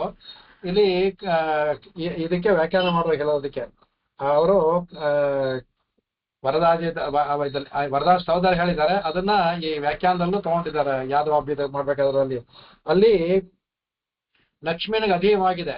ಭಗವಂತನ ಇದು ವಕ್ಷಸ್ಥಲ ಲಕ್ಷ್ಮಿಗೆ ಅಧೀನವಾಗಿದೆ. ಈಗ ನನಗೂ ಅಲ್ಲಿ ಹೋಗ್ಬೇಕು ಆಸೆ. ಅದಕ್ಕೆ ಕಹ ಆ ಕೃಷ್ಣ ಶ್ರೀನಿಗೆ ಅಲ್ಲಿ ಶ್ರೀ ಬಂದು ಕೂತ್ಕೊಂಡ್ಬಿಟ್ಟಿದ್ದಾಳೆ ಅಲ್ಲಿಗೆ. ಅದಕ್ಕೆ ಹೇಳ್ತಾರೆ ನನಗೆ ಅದು ದುರ್ಲಭವಾಗಿದೆ ಅಂತಾರೆ ಅಪ್ಪ. ಯಾಕಪ್ಪ ಅಂದ್ರೆ ಅಂತಃಪುರಂ ಜಲಧಿರಾಜ ಕುಮಾರಿಕಾಯಾ ಅಂತಾರೆ. ಅದು ಜಲಧಿ ರಾಜಕುಮಾರ್, ಜಲಧಿಯಿಂದ ರಾಜಕುಮಾರಿಂದ ಅಂದ್ರೆ ಸಮುದ್ರ ರಾಜನ ಮಗಳಾದ ಶ್ರೀಯ ಅಂತಃಪುರ. ಅದು ಒಂದು ಅಂತಃಪುರದಲ್ಲಿ ಇರ್ಬೇಕಾದ್ರೆ ಒಬ್ಬ ಸ್ತ್ರೀ ಇನ್ನೊಂದು ಸ್ತ್ರೀಗೆ ಅನುಮತಿ ಕೊಡ್ತಾಳೆಯೇ? ಖಂಡಿತ ಕೊಡೋದಿಲ್ಲ. ಅದರಿಂದ ನಾನು ಹೇಗೆ ಹೋಗೋದೆ ನನಗೆ, ಅದಕ್ಕೆ ನನಗೆ ದುರ್ಲಭವಾಗಿದೆ. ಇಲ್ಲಿ ಅವ್ರು ಹೇಳ್ಕೊತಾರೆ ಅದಕ್ಕೆ ನನಗೆ ಆಸೆ. ಆದ್ರೆ ಆ ಅವನ ಅಂತಃಪುರದ ಶ್ರೀಯ ಅಂತಃಪುರ ಅದು ಆ ವಕ್ಷಸ್ಥಲ. ಆ ಅಂತಃಪುರದಲ್ಲಿ ನಾನು ಹೇಗೆ ಪ್ರವೇಶ ಮಾಡ್ಲಿ? ಶ್ರೀ ಅಲ್ಲಾಗ್ಲಿ ಇದ್ದಾಳೆ. ಅದು ಏಕಾಂತವಾದದ್ದು ಅಂತಃಪುರ. ಅದರಲ್ಲಿ ಯಾರು ಬಂದರೂ ಏಕಾಂತ ಸಹಿಸೋದಿಲ್ಲ. ಅದರಲ್ಲಿ ಇನ್ನೊಂದು ಸ್ತ್ರೀ ಬಂದು ಅದು ಭಗವಂತನ ಮೋಹಿಸೋದಕ್ಕೆ ಬಂದ ಅಂದ್ರೆ ಯಾವ ಹೆಂಡತಿ ತಾನೇ ಸ್ತ್ರೀ ತಾನೇ ಒಪ್ಕೋತಾಳೆ ಅದನ್ನ ಹೇಳ್ತಾರೆ ಅದಕ್ಕೆ. ಅದು ಆ ಅದರಲ್ಲಿ ವ್ಯಾಖ್ಯಾನದಲ್ಲಿ ತಮಾಷೆ ಹೇಳ್ತಾರೆ. ಸಾಧಾರಣವಾಗಿ ಸ್ತ್ರೀಯರು ಏನಾದ್ರು ಸಹಿಸ್ತಾರಂತೆ. ಆ ಇನ್ನೊಬ್ಬ ಸ್ತ್ರೀ ತಮ್ಮ ಗಂಡನ್ನ ಏನಾದ್ರು ನೋಡೋದಾಗ್ಲಿ ಮಾಡೋದಾಗ್ಲಿ ಸಹಿಸೋದಿಲ್ಲ ಅವ್ರು ಅಂದ್ಬಿಟ್ಟು ಅಂತ. ಅವರು ಸುಮ್ಮನೆ ಯಾವ್ದಾದ್ರು ಒಂದು ಅಭಿಮಾನದಿಂದ ನೋಡಿದ್ರು ಇವ್ರಿಗೆ ಓಹೋ ಇವ್ರನ್ನ ಮೋಹದಲ್ಲಿ ನೋಡ್ತಾ ಇದ್ದಾರೆ ಅಂತ ಸಹಿಸೋದಿಲ್ಲ ಅಂತ ಅವರು. ಹಾಗಿರ್ಬೇಕಾದ್ರೆ ಪ್ರವೇಶಕ್ಕೆ ಎಲ್ಲಿ ಬಂತು? ನಾನು ಭಗವಂತನ ನೋಡೋದೇ ಸಹಿಸ್ತಾಳೋ ಇಲ್ವೋ ಅಂದ್ರೆ ಇದೆಲ್ಲ ಕಾವ್ಯದ ದೃಷ್ಟಿಯಿಂದ ಅದಲ್ಲ. ಕಾವ್ಯ ದೃಷ್ಟಿಯಿಂದ ಹೇಗೆ ಸಹಿಸ್ತಾಳೆ ಅಂದ್ರೆ ನಾನು ಭಗವಂತನ ಅಂತಃಪುರ ವಕ್ಷಸ್ಥಲ ಅವಳ ಅಂತಃಪುರ ಹೋಗ್ಬೇಕು ಅಂತ ಆಸೆ ಪಡ್ತೀನಿ. ಹೇಗೆ ತಾನು ಸಾಧ್ಯ? ನನಗೆ ಸಾಧ್ಯವಾಗೋದಿಲ್ವಲ್ಲ ಅಂತ ಕೇಳ್ತಾರೆ.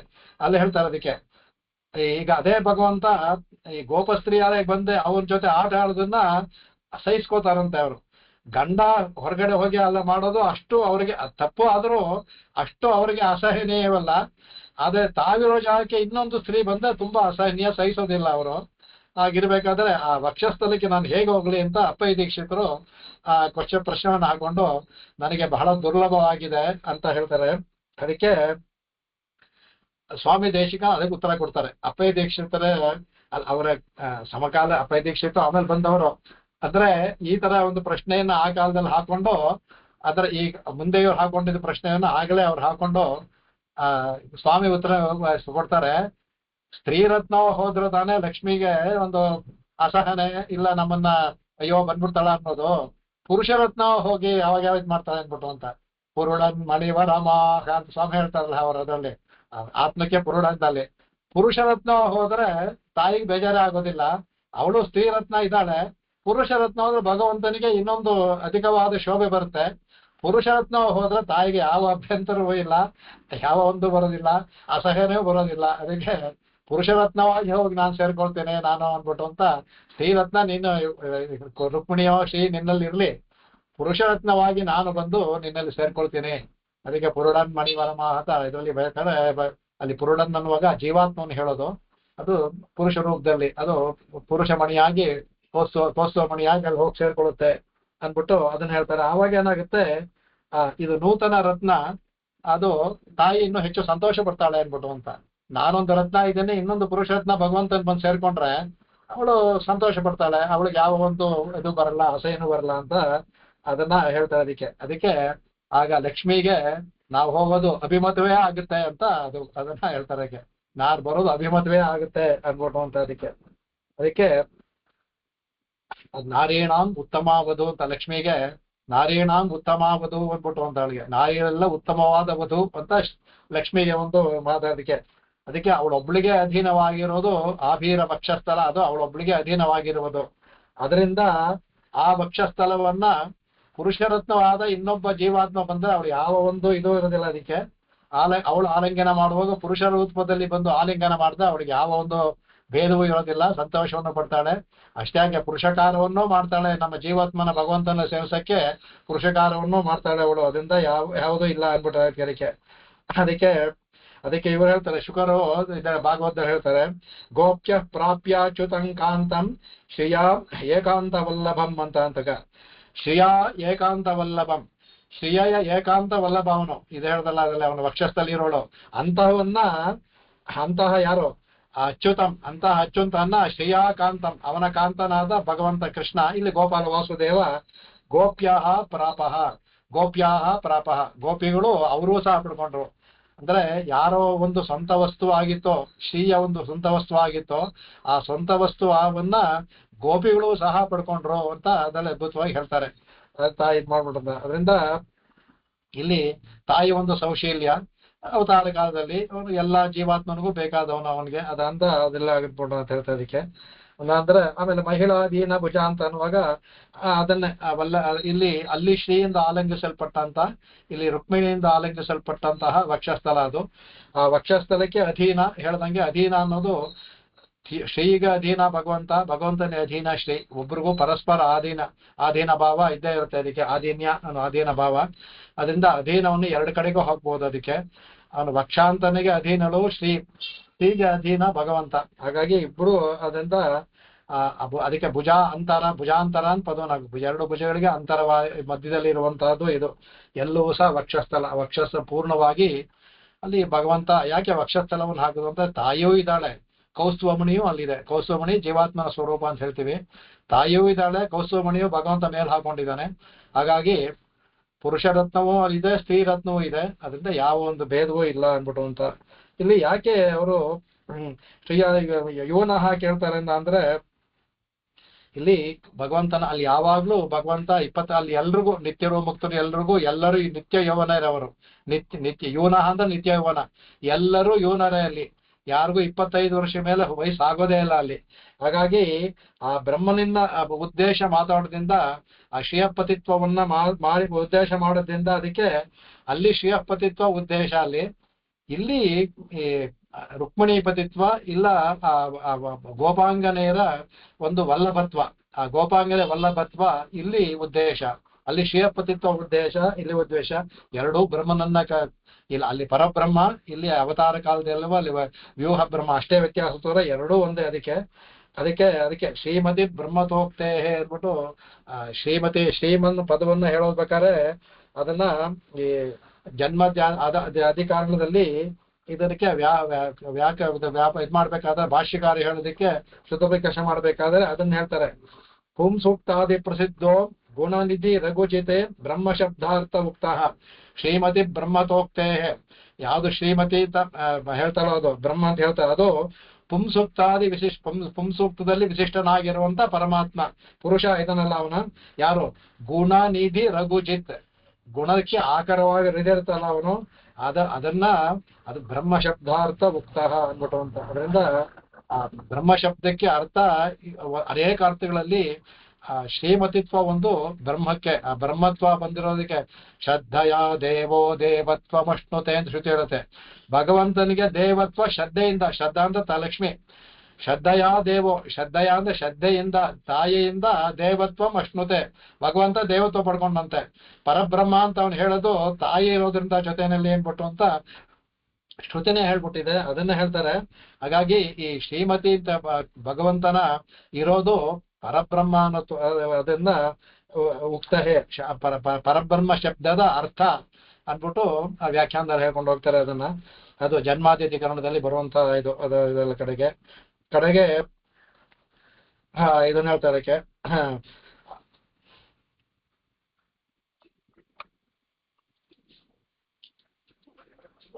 ಈ ಪರಾಧೀನತ್ವ ಅನ್ನೋದು ನಮಗೆ ಭಗವಂತನಿಗೆ ಪರಾಧೀನತ್ವ ನಮಗ್ ಬೇಕಾಗಿದ್ದು, ದಾಸ್ಯತ್ವ, ದಾಸ್ಯತ್ವ ನಮಗ್ ಬೇಕಾಗಿದ್ದು. ಭಗವಂತನೂ ಸಹ ಪರಾಧೀನ ಆಗ್ತಾನಂತೆ ನಮಗೆ, ಭಕ್ತರಿಗೆ. ಇಲ್ಲಿ ಗೋಪಿಯರಿಗೆ ಪರಾಧೀನ ಆದ, ಅಲ್ಲಿ ತಾಯಿಗೆ ಅಧೀನ ಅಂದ್ರೆ ಅದೇ ಪರಾಧೀನಕ್ಕೆ ಅಧೀನ ಆದ. ಇಲ್ಲಿ ಭಕ್ತರಿಗೂ ಸಹ ಅಧೀನ ಆಗ್ಬಿಡ್ತಾನಂತೆ ಅವನು. ಯಾಕಂದ್ರೆ ಪರಾಧೀನತ್ವ ಅಂತೂ ಪ್ರಣತ ಪರತಂತ್ರಂ ಮನುಮಹೆ ಅನ್ಬಿಟ್ಟು ಅಂತ. ಆ ಪರಾಧೀನತ್ವ ಅನ್ನೋದು ಅವನಿಗೆ ಭಗವಂತನಿಗೆ ಪರತಂತ್ರ, ಪ್ರಣತ ಪರತಂತ್ರ. ಯಾರಾದ್ರೂ ನಮಸ್ಕಾರ ಮಾಡ್ಬಿಟ್ರೆ ಅವನ್ನ ವಹಿಸ್ಕೋಬೇಕಾದ್ರೆ ನಮಸ್ಕಾರ ಮಾಡ್ಬಿಟ್ರೆ ಸಾಕು, ಅವನು ನಮಗೆ ಪರತಂತ್ರನ ಆಗ್ಬಿಡ್ತಾನಂತೆ. ಪರತಂತ್ರ ನಾವು ಭಗವಂತನಿಗೆ ಅಂಜಲಿ ನಮಸ್ಕಾರ ಮಾಡಿದ್ರೆ ಅವನು ನಮಗೆ ಪರತಂತ್ರನ ಆಗ್ಬಿಡ್ತಾನಂತೆ. ಅದಕ್ಕೆ ತಸ್ಯ ವಶೀಕರಣಂ ತಸ್ಯ ಶರಣಾಗತಿ ಅಂತ ಭಾಷೆ ಹೇಳುದು. ಭಗವಂತನ ವಶೀಕರಣ ಮಾಡ್ಕೊಳ್ಳೋದ್ರೆ ತಸ್ಯ ವಶೀಕರಣ ತಸ್ಯದ ಶರಣಾಗತಿ ರೇವ. ಅವನಿಗೆ ಶರಣು ಅಂತ ಹೇಳ್ಬಿಟ್ರೆ, ಅಂಜಲಿ ಆಗ್ಬಿಟ್ರೆ ಅವ್ನ ವಶೀಕರಣ ಆಗ್ಬಿಡ್ತಾನ ನಮಗೆ ಅಂತ ಅದನ್ನೇ ಹೇಳ್ತಾ. ಅದಕ್ಕೆ ಮನುಮಹೆ ಅನ್ಬಿಟ್ಟು ಅಂತ. ಅವನು ನಾವು ಅವನಿಗೆ ಪರತಂತ್ರ, ಅವನು ಎಲ್ಲಾ ಜೀವಾತ್ಮರಿಗೂ ಯಾರು ಅವನಲ್ಲಿ ಭಕ್ತರೋ ಯಾರು ಅಂತ ಅವ್ರಿಗೂ ಅವನು ಪರತಂತ್ರನಾಗ್ಬಿಡ್ತಾನೆ ಅವನು. ಹಾಗೆ ಅದನ್ನ ಹೇಳ್ತಾರೆ. ಅದಕ್ಕೆ ಅದರಿಂದ ಇಲ್ಲಿ ಆಧೀನ ಅನ್ನೋದಕ್ಕೆ ಮಹಿಳೆಯನಿಗೆ ಸ್ವಾಮಿನಿ ಅಂತ ಪ್ರಸಿದ್ಧ ತಗೊಂಡ ಅಂದ್ರೆ ವ್ಯಂಜಿತವಾಗುತ್ತೆ. ಅದರಲ್ಲಿ ಸ್ವಾಮಿನಿ ಅನ್ನುವಾಗ ಒಡಿತಿ ಅಂತ, ಸ್ವಾಮಿನಿ ಅಂತ ಒಡಿತಿ. ಇಲ್ಲಿ ಸ್ವಾಮಿನಿ ಅನ್ನೋದು ಯಾರಾದ್ರೂ ಆಗ್ಬೋದು, ಶ್ರೀಯೂ ಆಗ್ಬೋದು, ವಜ ಸ್ತ್ರೀಯರು ಆಗ್ಬೋದು, ಅವನ ಭಕ್ತರಾದಂತ ನಾವು ಆಗ್ಬೋದು. ಆವಾಗ ನಾವು ಅಲ್ಲಿರ್ಬೇಕಾದ್ರೆ ಸ್ವಾಮಿನಿ ಅಂದ್ರೆ ಒಡೆತನ, ನಾವು ಒಡೆದಾಗ್ಬಿಡ್ತಾರಲ್ಲ, ಒಡೆತನ ನಾವು ಆದ್ಮೇಲೆ ಬೇರೆಯವರು ಬರ್ಬೇಕಾದ್ರೆ ಅನುಮತಿ ಇಟ್ಕೊಂಡೇ ಬರ್ಬೇಕು, ಅನುಮತಿ ಇಲ್ಲದೆ ಬರಕ್ ಸಾಧ್ಯವಿಲ್ಲ. ಹಾಗಾಗಿ ಇಲ್ಲಿ ಅದನ್ನ ಸ್ಥಳಕ್ಕೆ ವ್ಯಂಜಿತವಾಗ್ಬಿಡುತ್ತೆ ನಮಗೆ. ಭಗವಂತ ನಾವು ವಶವಾಗ್ಬಿಟ್ಟ ಅಂದ್ರೆ ಇನ್ನೊಬ್ಬರು ಬರ್ಬೇಕಾದ್ರೂ ಅವ್ರು ನಮ್ಮನ್ನ ಕೇಳ್ಬೇಕು, ಭಗವಂತನ ಕೇಳ್ಕೊಂಡು ಬರೋ ಹಾಗಿಲ್ಲ. ಇಲ್ಲಿ ವ್ಯಂಜಿತವಾಗುತ್ತೆ. ಅದಕ್ಕೆ ಇಲ್ಲಿ ವ್ಯಾಖ್ಯಾನದಲ್ಲಿ ನಿಮ್ಗೆ ಹೇಳಿದೆ, ಅದರಲ್ಲಿ ಈ ಇಲ್ಲಿ ಇತ್ಯಾದಿ ತಗೊಂಡು ಹೋಗ್ತಾರೆ. ಇಲ್ಲಿ ಒಂದು ಸ್ವಾರಸ್ಯವಾಗಿ ಒಂದು ಆಯ್ತಾ, ಚಿಲ್ಕ ಹಾಕಿದ್ಯಾ? ಇಲ್ಲಿ ಸ್ವಾರಸ್ಯವಾಗಿ ಒಂದು ಇದನ್ನ ತಗೊಳ್ತಾರೆ. ಅದನ್ನ ಇವಾಗ ಯಾವಾಗ ಸ್ವಾಮಿ ಆಸೆ ಪಡ್ತಾರೋ ಈ ತರ, ಇಲ್ಲಿ ಕೇಳ್ತಾರಲ್ಲ, ಇಲ್ಲಿ ನೀನು ಭುಜಾಂತರಸ್ಯ ಯೂನಃ ಮಹಿಳ ಅಭಿಲಾಷ ಪದಂ ರಜಾಂಗನಾನಾಂ ಅಭಿಲಾಪಕ್ರಮ ದೂರಂ ಅಂತಾರೆ, ದೂರ ಅಭಿಲಾಪ ಅಂತ. ಆಗ ಅಲ್ಲಿ ಅವರು ವ್ರಜಸ್ತ್ರೀ ಹೇಳ್ತಾರಂತೆ, ಏನೋ ಕಷ್ಟಪಟ್ಟು ಅಲ್ಲಿಂದ ಬಂದ ಲಕ್ಷ್ಮಿ ಏನೋ ನಮಗೆ ಅನುಮತಿ ಕೊಟ್ಲು, ನಾವು ಭಗವಂತನ ಅನುಭವಿಸೋದು ಮಾಡುವಷ್ಟರಲ್ಲಿ ಈ ದೇಶಿಗರು ಅವ್ರನ್ನ ಕರೀತಾ ಇದ್ದಾರೆ, ಸ್ವಾಮಿ ದೇಶನ್ ಕರೀತಾ ಇದ್ದಾರೆ. ಇವನು ಯಾರಾದ್ರೂ ಸ್ವಲ್ಪ ಆಸೆ ಹಿಂದೆ ಹೋಗ್ಬಿಡ್ತಾನೆ, ಸ್ವಲ್ಪ ಬೆಣ್ಣೆ ಇದೆ ಅಂತ ಹಿಂದೆ ಹೋಗ್ಬಿಡ್ತಾನೆ, ಯಾರಾದ್ರೂ ಸ್ತೋತ್ರ ಮಾಡಿದ್ರೆ ಹಿಂದೆ ಹೋಗ್ಬಿಡ್ತಾನೆ ಇವನು. ಇನ್ನು ಇವರು ಬೇರೆ ಕವಿಸಿಂಹರು, ಇವರು ಅವ್ರ ವಾಚೋ ಬರೀ ಮಧುರವಾಗಿರುತ್ತೆ, ಇನ್ನು ಹೋದವ ನಮ್ಗೆ ಹಿಂದೆ ಬರ್ತಾನ ಹಿಂದೆ ಅಂತ ಅವರು ಪ್ರಶ್ನೆ ಇದು ಒಂದು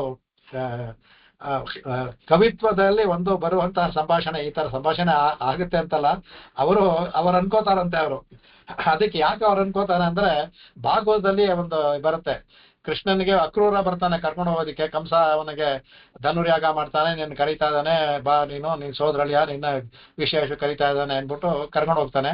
ಅವ್ನು ಕರ್ಕೊಂಡು ಹೋಗುವಾಗ ಭಾಗವತನ ಬರ್ತಾನೆ. ಆಗ ಎಲ್ಲ ಹೇಳ್ತಾರೆ, ಇವನ್ಗೆ ಯಾರು ಅಕ್ರೂರ ಅಂತ ಹೆಸರಿಟ್ರು, ಕ್ರೂರ ಅಂತ ಹೇಳ್ಬೇಕಾಗಿ, ಅಕ್ರೂರ ಅಂದ್ರೆ ಕ್ರೂ ಅಲ್ಲದವನು ಅಂತ. ಕೃಷ್ಣನ ನಮ್ಮಿಂದ ದೂರ ಮಾಡ್ತಾ ಇದ್ದಾನೆ, ಇವನ್ ಹೇಗೆ ಅಕ್ರೂರ ಆಗ್ತಾನೆ, ಇವನು ಕ್ರೂರನೇ ಆಗ್ತಾನೆ ಅನ್ಬಿಟ್ಟು ಮಾತಾಡ್ಕೊಳ್ತಾರೆ ಅವರು. ಹಾಗೆ ಮಾತಾಡ್ಕೋಬೇಕಾದ್ರೆ ಅವ್ರಿಗೊಂದು ನಿರಾಸೆ ಛಾಯೆ ಬರುತ್ತೆ. ಆ ನಿರಾಸೆ ಬರುವಾಗ ಹೇಳ್ಕೊಳ್ತಾರೆ. ಆಗ ಒಬ್ರು ಮಾಡ್ಕೊಳ್ತಾರೆ, ಇವನು ಮೊದಲೇ ಇವರು ಸ್ವಲ್ಪ ಹಾವಭಾವ ತೋರಿಸ್ಬಿಟ್ರೆ ಇವನು ಬಲೆಗೆ ಬಿದ್ದ್ಬಿಡ್ತಾನೆ. ಕೃಷ್ಣನ್ನ ಅವನು ಅಷ್ಟು ಮುಗ್ಧ, ಇವನು ಸ್ವಲ್ಪ ಹಾವಭಾವ ತೋರಿದ್ರೆ ಬಲೆಗೆ ಬಿದ್ದ್ಬಿಡ್ತಾನೆ. ನಾವು ಗ್ರಾಮ್ಯರು, ನಮ್ಮ ಮಾತು ಹೊರಟು, ಗ್ರಾಮ ಭಾಷೆ ನಮ್ದು. ಗ್ರಾಮ ಭಾಷೆ ಪಟ್ಟಣದಲ್ಲಿರೋ ನಗರಸ್ಥೆಯರ ಮಾತು ಬಹಳ ಮೃದುವಾಗಿರುತ್ತೆ, ಬಹಳ ನಾಜುಕವಾಗಿ ಮಾತಾಡ್ತಾರೆ. ನಾವು ಗ್ರಾಮ್ಯರು, ಹಾಗಾಗಿ ನಮ್ಮ ಮಾತು ಕೇಳಿದವನು ಈ ನಗರದಲ್ಲಿರುವ ಈ ಯುವತಿಯರ ಮಾತುಗಳನ್ನ ಕೇಳಿದ್ರೆ ಅವರ ಮಾತಿಗೆ ಮೋಡಿ ಹೋಗ್ಬಿಡ್ತಾನೆ ಇವನು ಅಂತ ಹೇಳ್ತಾರೆ. ಅದರಲ್ಲಿ ತಾಸಾಂ ಅದು ಬರ್ತಾ ಇದ್ದಾರೆ ಇದರಲ್ಲಿ ದಶಮಸ್ಕಂದದಲ್ಲಿ 39ನೇ ಅಧ್ಯಾಯ ಬರ್ತಾ ಇದರಲ್ಲಿ, ತಾಸಾಂ ಮುಕುಂದೋ ಮಧುಮಂಜು ಭಾಷಿತೈ ಗೃಹೀತ ಚಿತ್ತ ಪರವಾನ್ ಮನಸ್ವಪಿ ಕಥಂ ಪುನರ್ನಃ ಪದಯಾಶ್ಚತೆ ಅಬಲಾಹ ಗ್ರಾಮ್ಯಾಹ ಸಲಜ್ಜಸ್ಮಿತ ವಿಭ್ರಮೈರ್ಭಮೈಹಿ ಅನ್ಬಿಟ್ಟು ಅಂತ ಇಲ್ಲಿ ಹೇಳ್ತಾರೆ. ತಾಸಾಮ್ ಅಂದ್ರೆ ಅವರಿಂದ, ತಾಸಾಮ್ ಅಂದ್ರೆ ನಗರ ಸ್ತ್ರೀಯಾಮ್ ಅಂತ, ನಗರದಲ್ಲಿರೋ ಅವರಿಂದ ಈ ಮುಕುಂದ ಇದಾನ, ನಮ್ಮ ಮುಕುಂದ ಇದಾನ ಅವನು, ಅದು ಮಧು ಮಂಜಿತ ಭಾಷಿತೈಹಿ, ನಾವು ಮಾತು ಹೊರಟು ನಾವು ಮಾತಾಡಕ್ ಬರಲ್ಲ, ಅವರು ಬಹಳ ನಯನಾಜೂಕವಾಗಿ ಮಧು ಮಂಜಿತ ಕೇಳೋ ಹಿತವಾಗಿರುವಂತ ಮಾತು ಮಾತಾಡ್ತಾರೆ. ಅದರಿಂದ ಗೃಹೀತ ಚಿತ್ತ, ಇವನ್ ಮನಸ್ಸಲ್ಲಿ ಆಕರ್ಷಣೆ ನಮ್ಮ ಮುಖಂದ ಅವ್ರಿಗೆ ನಮ್ದು ಹೊರಟು ಮಾತು ಕೇಳಿರ್ತಾನ, ಆ ಮಧುರವಾಗಿರೋ ಮಾತು ಕೇಳಿ ಗೃಹೀತ ಚಿತ್ತ ಅಲ್ಲಿ ಮನಸ್ಸು ಕೊಟ್ಬಿಡ್ತಾನ ಅವನು.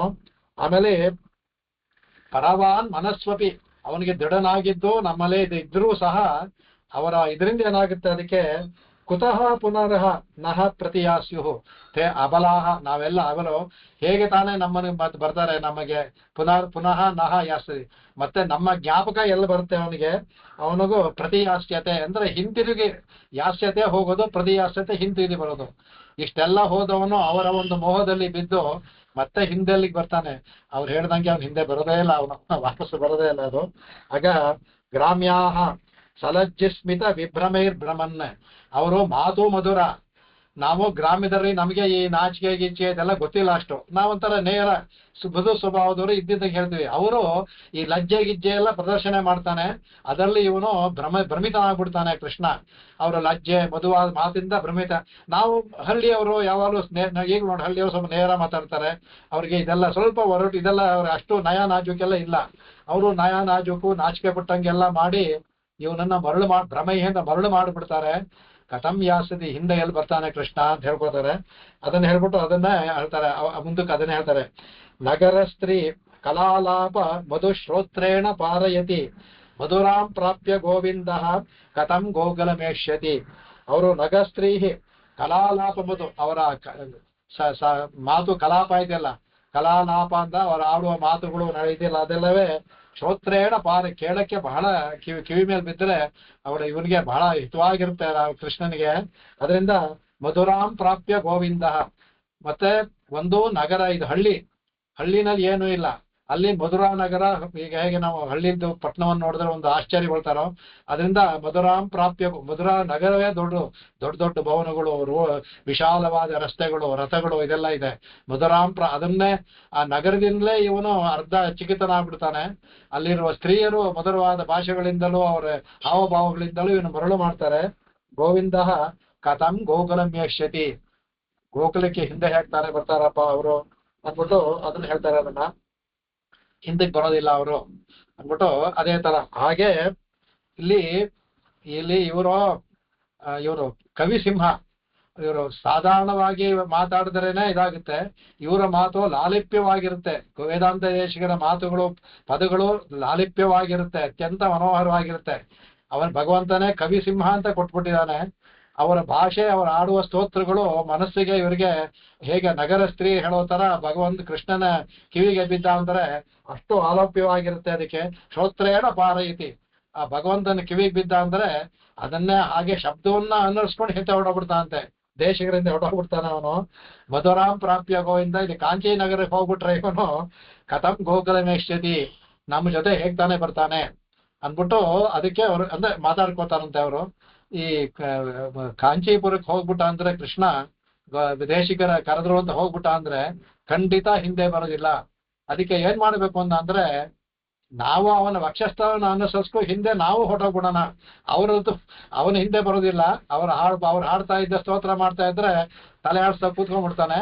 ಅದಕ್ಕೆ ನಾವು ಅವನ ಹಿಂದೆ ಹೋಗ್ಬಿಡೋಣ, ಕೃಷ್ಣನ ಹಿಂದೆ ಅಂದ್ಬಿಟ್ಟು ಅವರು ಹಿಂದೆ ಬರ್ತಾರೆ ಅಂದ್ಬಿಟ್ಟು ವ್ಯಾಖ್ಯಾನದಲ್ಲಿ ತುಂಬಾ ಅದ್ಭುತವಾಗಿ ಅದನ್ನು ತಗೊಳ್ತಾರೆ. ಇನ್ನೊಂದು ತರ ಸಹ ಮಾಡ್ತಾರೆ, ಇನ್ನೊಂದು ತರ ಅರ್ಥವನ್ನು ಮಾಡ್ತಾರೆ. ಸರಿ, ಅಲ್ಲಿ ಹೋಗಿ ನಾವೇನ್ ಮಾಡೋಣ ಅಂದ್ಬಿಟ್ಟು ಒಂದು ಪ್ರಶ್ನೆ. ಅಲ್ಲಿ ಹೋಗ್ಬಿಟ್ಟು ನಾವೇನ್ ಮಾಡೋಣ ಅಂತ ಒಂದು ಪ್ರಶ್ನೆ. ಏನ್ ಮಾಡೋಣ ಅವಾಗ ಹೇಳ್ತಾರೆ. ಅದಕ್ಕೆ ಹೇಗೆ ಕುಚೇಲ ಬರ್ತಾನಲ್ಲ, ಕುಚೇಲ ಬಂದಾಗ ಭಗವಂತ ಅವನ್ನ ಆದರಂತ ಕ್ರೋಧ ಮಾಡ್ದ. ಆಗ ರುಕ್ಮಿಣಿ ಆದವಳು ಕೃಷ್ಣನ ಜೊತೆ ಅವನಿಗೆ ಪಾದ ಸೇವೆಯನ್ನ ಮಾಡಿ ಇದೆಲ್ಲ ಮಾಡಿ ಅವನಿಗೆ ಪಾದ ಪ್ರಕ್ಷಾಳವನ್ನ ಮಾಡಿ ಅವನಿಗೆ ವಸ್ತ್ರವನ್ನು ಕೊಟ್ಟು ಎಲ್ಲ ಮಾಡ್ತಾರಲ್ಲ, ಆ ತರ ಅದರಲ್ಲಿ ಬರುತ್ತೆ. ಅದರಲ್ಲಿ ಅದು ದಶಮ ಸ್ಕಂದಲ್ಲಿ ಬರುತ್ತೆ. ವ್ಯಲಿಂಪ ದಿವ್ಯ ಗಂಧೇನ ಚಂದನ ಗುರು ಕುಂಕುಮೈಹಿ ಧೂಪೈ ಸುರಭಿರ್ಮಿತ್ರಂ ಪ್ರದೀಪ ಬಲಿಭಿರ್ಮುದ ಕುಚೇಲಂ ಮಲಿನಂ ಕ್ಷಾಮಂ ದ್ವಿಜಂ ಧಮನಿ ಸಂತತಂ ದೇವಿ ಪರ್ಯಚರದ್ ಭೈಷ್ಮಿ ಚಾಮರಸ್ಯ ಜನೇನವೈ ಅನ್ಬಿಟ್ಟು ಅಂತ. ಅಂದ್ರೆ ಕುಚೇಲರು ಬಂದಾಗ ಇವಳ ಭಗವಂತ ಏನ್ ಮಾಡ್ತಾನೆ, ಅವ್ನು ಮಲಿನ ವಸ್ತ್ರ ಉಟ್ಕೊಂಡ್ ಬಂದಿದ್ರು, ಅವನ್ನ ಕೂರಿಸಿ ಅವನಿಗೆ ಭಗವಂತ ಏನ್ ಮಾಡ್ತಾನೆ, ಅವನಿಗೆ ಚಂದನ ಅಗುರು ಎಲ್ಲವನ್ನೂ ಕೊಡ್ತಾನಂತೆ, ಧೂಪವನ್ನು ಸಮರ್ಪಣೆ ಮಾಡ್ತಾನಂತೆ. ಆವಾಗ ಪ್ರದೀಪವತ್ ಅಲ್ಲಿ ಅವನಿಗೆ ಅಲ್ಲಂತ ದೀಪಗಳನ್ನ ಎಲ್ಲ ಇಟ್ ಮಾಡ್ತಾನಂತೆ, ಅವನ ಕಾಲನ್ನ ಪ್ರಕ್ಷಾಳನ ಮಾಡ್ತಾನಂತೆ. ಆವಾಗ ಹೊಸ ವಸ್ತ್ರವನ್ನ ಕೊಡ್ತಾನ ಅವನಿಗೆ. ಕೊಟ್ಟಾಗ ಇವಳೇನ್ ಮಾಡ್ತಾನಂದ್ರೆ ಹೊಸ ವಸ್ತ್ರ ಧರಿಸಿ ಮಾಡಿದ್ಮೇಲೆ ದೇವಿ ಭೈಷ್ಮಿ ಅಂದ್ರೆ ಭೀಷ್ಮ ಕುಮಾರಕುಮಾರಿ ರುಕ್ಮಿಣಿಗೆ ಭೈಷ್ಮಿ. ರುಕ್ಮಿಣಿ ಏನ್ ಮಾಡ್ತಾರೆ, ದೇವಿ ಪರ್ಯಚರತ್ತೆ, ಅವಳು ಉಪಚಾರ ಮಾಡೋದು ಏನಂದ್ರೆ ಚಾಮರ ವ್ಯಜನ, ಚಾಮರ ಮತ್ತು ವ್ಯಜನ ಅಂದ್ರೆ ಇದು ಛತ್ರ ಚಾಮರಗಳನ್ನ ಬೀಸ್ತಾ ಅವಳು ಮಾಡಿದಂತೆ. ಹಾಗೆ ನಾವು ಕೃಷ್ಣ ಜೊತೆ ಇದ್ದಂಗೆ ಆಗುತ್ತೆ. ನಾವು ಹೋಗಿ ಅವನು ಕೃಷ್ಣ ಅವರ ಮಾಡಿ ವೇದಾಂತ ದೇಶಕ್ಕೆ ಇದೆಲ್ಲ ಮಾಡಿದ್ರೆ ನಾವು ಅವರಿಗೆ ಚಾಮರವನ್ನ ಬೀಸಿ ಅವ್ರಿಗೂ ನಾವು ಮಾಡೋಣ, ಜೊತೆಯಲ್ಲಿದ್ದಂಗೆ ಆಗುತ್ತೆ. ಆಮೇಲೆ ಮೆತ್ತಿಗೆ ಅವನ್ನ ಹಿಂದೆ ಕರ್ಕೊಂಡ್ಬರ್ಬೋದು ನಾವು ಕೃಷ್ಣನ್ನ ಕಾಂಚೀನಗರದಿಂದ ಕರ್ಕೊಂಡ್ಬರ್ಬೋದು ಅಂದ್ಬಿಟ್ಟು ಅಂತ ಹೇಳುತ್ತೆ. ಆ ಶ್ಲೋಕವನ್ನ ಸ್ವಲ್ಪ ನಾವು ವ್ಯತ್ಯಾಸ ಮಾಡಿದ್ರೆ ಅದು ಇದಕ್ಕೆ ಹೊಂದುತ್ತೆ. ಅದಕ್ಕೆ ನಗರ ಸ್ತ್ರೀ ಕಲಾಲಾಪ ಮಧು ಅನ್ಬೇಕಾದ್ರೆ ಇವರು ಕವಿಸಿಂಹ ಕಲಾಲಾಪ ಮಧು, ಕವಿಸಿಂಹ ವೇದಾಂತೇಶಿಕರು, ಕವಿಸಿಂಹ ಕಲಾಲಾಪ ಮಧು ಶ್ರೋತ್ರೇಣ ಪಾರಯಿತಿ. ಕವಿಸಿಂಹರ ಮಾತುಗಳು ಅವ್ರ ಕಿವಿಗೆ ಇಂಪಾಗ್ಬಿಡುತ್ತೆ, ಹೊಡೋಗ್ಬಿಡುತ್ತೆ, ಹಿಂದೆ ಹೊಡೋಗ್ಬಿಡ್ತಾನ ಇವನು ಧ್ವನಿಯನ್ನು ಕೇಳ್ಕೊಂಡು. ಅದರಿಂದ ಮಧುರಾಂ ಪ್ರಾಪ್ಯ ಗೋವಿಂದ ಅಂತ ಕಾಂಚೀಂ ಪ್ರಾಪ್ಯ ಗೋವಿಂದ ಅಂತ ತಗೊಂಡು ದೇಶಿಗಳು ಹೊಂದುತ್ತೆ. ಕಾಂಚೀನ್ ಪ್ರಾಪ್ಯ ಗೋವಿಂದ ಕಥಂ ಗೋಕುಲಮೇಶ್ಯತಿ, ಗೋಕುಲಕ್ಕೆ ಎಲ್ಲಿ ಹಿಂದೆ ಬರ್ತಾನೆ ಅಂತ ಹೇಳ್ತಾನೆ ಅನ್ಬಿಟ್ಟು ಅಂತ. ಹಾಗಾಗಿ ಸುಮಾರು ಸಮಯ ಆಗೋಯ್ತಾ? ಇದು ಇನ್ನೂ ಸ್ವಲ್ಪ ಇದೆ, ಇದನ್ನ ಮುಂದೆ ನಾ ಇದ್ರಲ್ಲಿ ಹೇಳ್ಕೋಣ. ತುಂಬಾ ಸಮಯ ನಾನು ನೋಡ್ಲೇ ಇಲ್ಲ, 12 ಮುಕ್ಕಾಲು ಆಗೋಯ್ತು. ನಿಲ್ಸ್ಕೊಳ್ಳೋಣ ಇದಕ್ಕೆ, ಇನ್ನು ಸ್ವಲ್ಪ ಹೇಳಿ ಮುಂದಕ್ಕೆ ಹೋಗೋಣ. ಹೇಗೆ ಇದು ಬರೀ ಕಾವ್ಯದನ್ನ ಅನುಭವಿಸೋದಕ್ಕಷ್ಟೇ. ಸ್ವಾಮಿ ಈ ತರ ಹೇಳಿದ್ದಾರೆ ಅಂತಲ್ಲ, ಇಲ್ಲಿ ವ್ಯಾಖ್ಯಾನಕಾರರು ಆ ಒಂದು ಸಂಭಾಷಣೆ ಇಟ್ಕೊಂಡು ಅಲ್ಲಿ ಅಕ್ರೂರ ಅಲ್ಲಿ ಸಂಭಾಷಣೆ ಇಟ್ಕೊಂಡು ಆ ದೇಶಿಗರಿಗೆ ಹೊಂದಿಸಿ ಹೇಗೆ ಅವರು ಒಂದು ಇದು ಪಡ್ತಾರೆ ಅಂದ್ರೆ, ದೇಶಿಗರ ಒಂದು ಮಧುರವಾಣಿ ಭಗವಂತನ ಎಳ್ಕೊಂಡ್ ಬಿಡುತ್ತೆ ಅನ್ನೋದಕ್ಕೋಸ್ಕರ ಅದನ್ನ ತೋರ್ಸಕ್ಕೆ ಈ ಗೋಪಸ್ತ್ರೀ ಮೂಲಕ ಇದನ್ನೆಲ್ಲ ತುಂಬಾ ಚೆನ್ನಾಗಿ ಅನುಭವಿಸೋದು ತುಂಬಾ ಚೆನ್ನಾಗಿದೆ. ಇನ್ನೂ ಒಂದ್ ಸ್ವಲ್ಪ ನೋಡಿ ಮುಂದಿನ ಇದರಲ್ಲಿ ಇನ್ನೂ ಸ್ವಲ್ಪ ಇದು ಮುಗಿಸ್ಬಿಟ್ಟು ಮುಂದಿನ ಶ್ಲೋಕ. ಕವಿತಾರ್ಕಿಕ ಸಿಂಹಾಯ ಕಲ್ಯಾಣ ಗುಣಶಾಲಿನೇ ಶ್ರೀಮತೆ ವೆಂಕಟೇಶಾಯ ವೇದಾಂತ ಗುರವೇ ನಮಃ. ವಾದಿದ್ವಿಪಶಿರೋ ಭಂಗ ಪಂಚಾನನ ಪರಾಕ್ರಮ ಶ್ರೀಮಾನ್ ವೆಂಕಟನಾಥಾರ್ಯ ಚಿರಂ ವಿಜಯತಾಂ ಭುವಿ. ಕೆಲವು ಆಚಾರ್ಯರು ಅನುಭವಿಸಿದ ಕೆಲವಿದೆ. ಇನ್ನೊಂದು 50 ನಿಮಿಷ ಇದಾಗುತ್ತೆ. ಇದು ಮುಂದೆ ಇದು ಹೇಳ್ಕೊಂಡ್ಬಿಟ್ಟು ಆಮೇಲೆ ಮುಂದಷ್ಟು ಹೋಗ್ಬೋದು. ಆಕಾಶಾತ್ ಪತಿತಂತೋಯಂ ಯದಾ ಗಚ್ಚತಿ ಸಾಗರಂ ಸರ್ವದೇವ ನಮಸ್ಕಾರಃ. ಕೇಶವಂ ಪ್ರತಿಗಚ್ಚತಿ ಕೇಶವಂ ಪ್ರತಿಗಚ್ಚತಿ ಕೇಶವಂ ಪ್ರತಿಗಚ್ಚತಿ.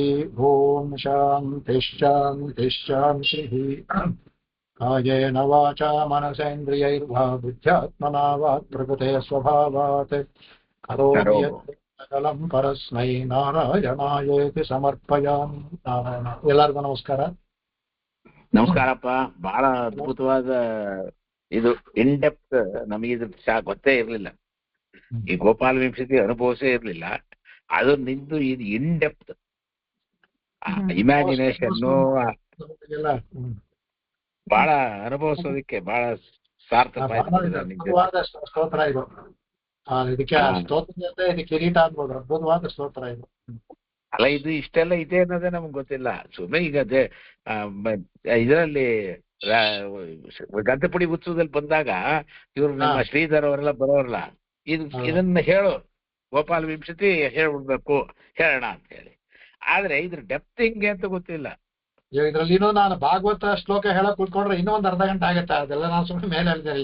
ಅನೇಕ ಇದೆಲ್ಲ ಬರುತ್ತೆ, ತುಂಬಾ ಚೆನ್ನಾಗಿದೆ, ಅನುಭವಿಸ್ಬೋದು. ಇನ್ನು ಇದರಲ್ಲಿ ಯಾತಕ್ಕೆ ಮಾಡಿದ್ರು, ಪದಗಳನ್ನ ಯಾಕೆ ಹಾಕಿದ್ರು, ದ್ವಿತೀಯ ವಿಭಕ್ತಿ ಅದೇ ಮುಂದೆ ಹೇಳ್ತೇನೆ. ಯಾಕೆ ದ್ವಿತೀಯ ವಿಭಕ್ತಿ ಹಾಕಿದ್ರು, ಲೋಕಾನ್ ಕಾಲಾನ್ ಅಂತ ಹಾಕಿ ಲೋಕಾನ್ ಕಾಲಾನ್ ಅಂತ ದ್ವಿತೀಯ ವಿಭಕ್ತಿ ಹಾಕಿದ್ರು ಎಲ್ಲ. ಅದಕ್ಕೆಲ್ಲ ಇಲ್ಲೂ ಅಷ್ಟೇನೆ, ಸ್ವಾಮಿ ಮಾಡ್ಬೇಕು ಅಂತ ಮಾಡಿದ್ದಲ್ಲ, ಅವರೇ ಹೇಳ್ದಂಗೆ ಭಗವಂತ ಅವರಿಗೆ ಇಮ್ಯಾಜಿನೇಷನ್.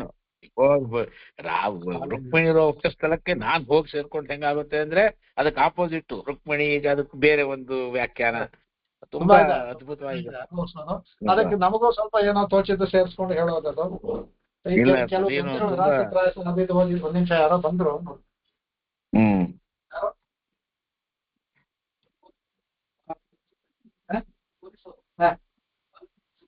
ಹೇಳಿ. ಒಂದೆರಡು ನಿಮಿಷ ಬನ್ನಿ, ಒಳಗಡೆ ಬನ್ನಿ. ಸರಿಪ್ಪ, ಯು ಆರ್ ಬಿಸಿ. ಯಾರೋ ಒಂದೇ ಕಾಣ್றது. ಅದೇ ನೋಡ್ತೀನಿ ಯಾರು ಬಂದಿದ್ದಂತ ನೋಡ್ತೀನಿ. ಸರಿಪ್ಪ, ಓಕೆ. ಒಂದು ನಾಲೆಡ್ಜ್ ಅದ್ಭುತವಾದ ಒಂದು ಡೆಪ್ತ್. ಅಪ್ಪ ನಾರಾಯಣ. ಆಯ್ತು, நமஸ்கார. நமஸ்கார். தெரிஞ்சுக்கிறேன் அடியேன். ரொம்ப அற்புதம், வார்த்தைகளே இல்ல. என்ன அவ்வளவு போக்கியமா இருக்கு. எங்களுக்கு எல்லாம் பாக்கியம், அவ்வளவுதான் சொல்ல முடியும்.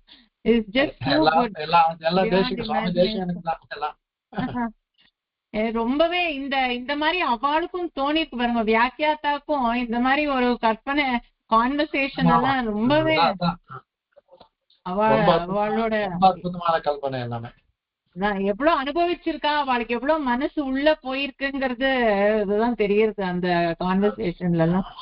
ரொம்பவே அற்புதம் aunty. Really we are all so blessed. இந்த மாதிரி எங்கேயும் கிடைக்காது. ஜெனரலா எல்லாரும் இவ்வளவு டீட்டா சொல்ல முடியாது அவங்களுக்கு. எப்படி சொல்லிடலாம் அது அப்பயே தீட்சிதர் தாட்டம் இதுவாட்டம் ஈவன் ஜெனரல் அர்த்தம் சொல்லிட்டு போனா அவ்வளவு அனுபவம் இருக்காது. இவ்வளவு அனுபவிப்பானா இவ்வளவு சொல்லதான் அனுபவம் வரும்.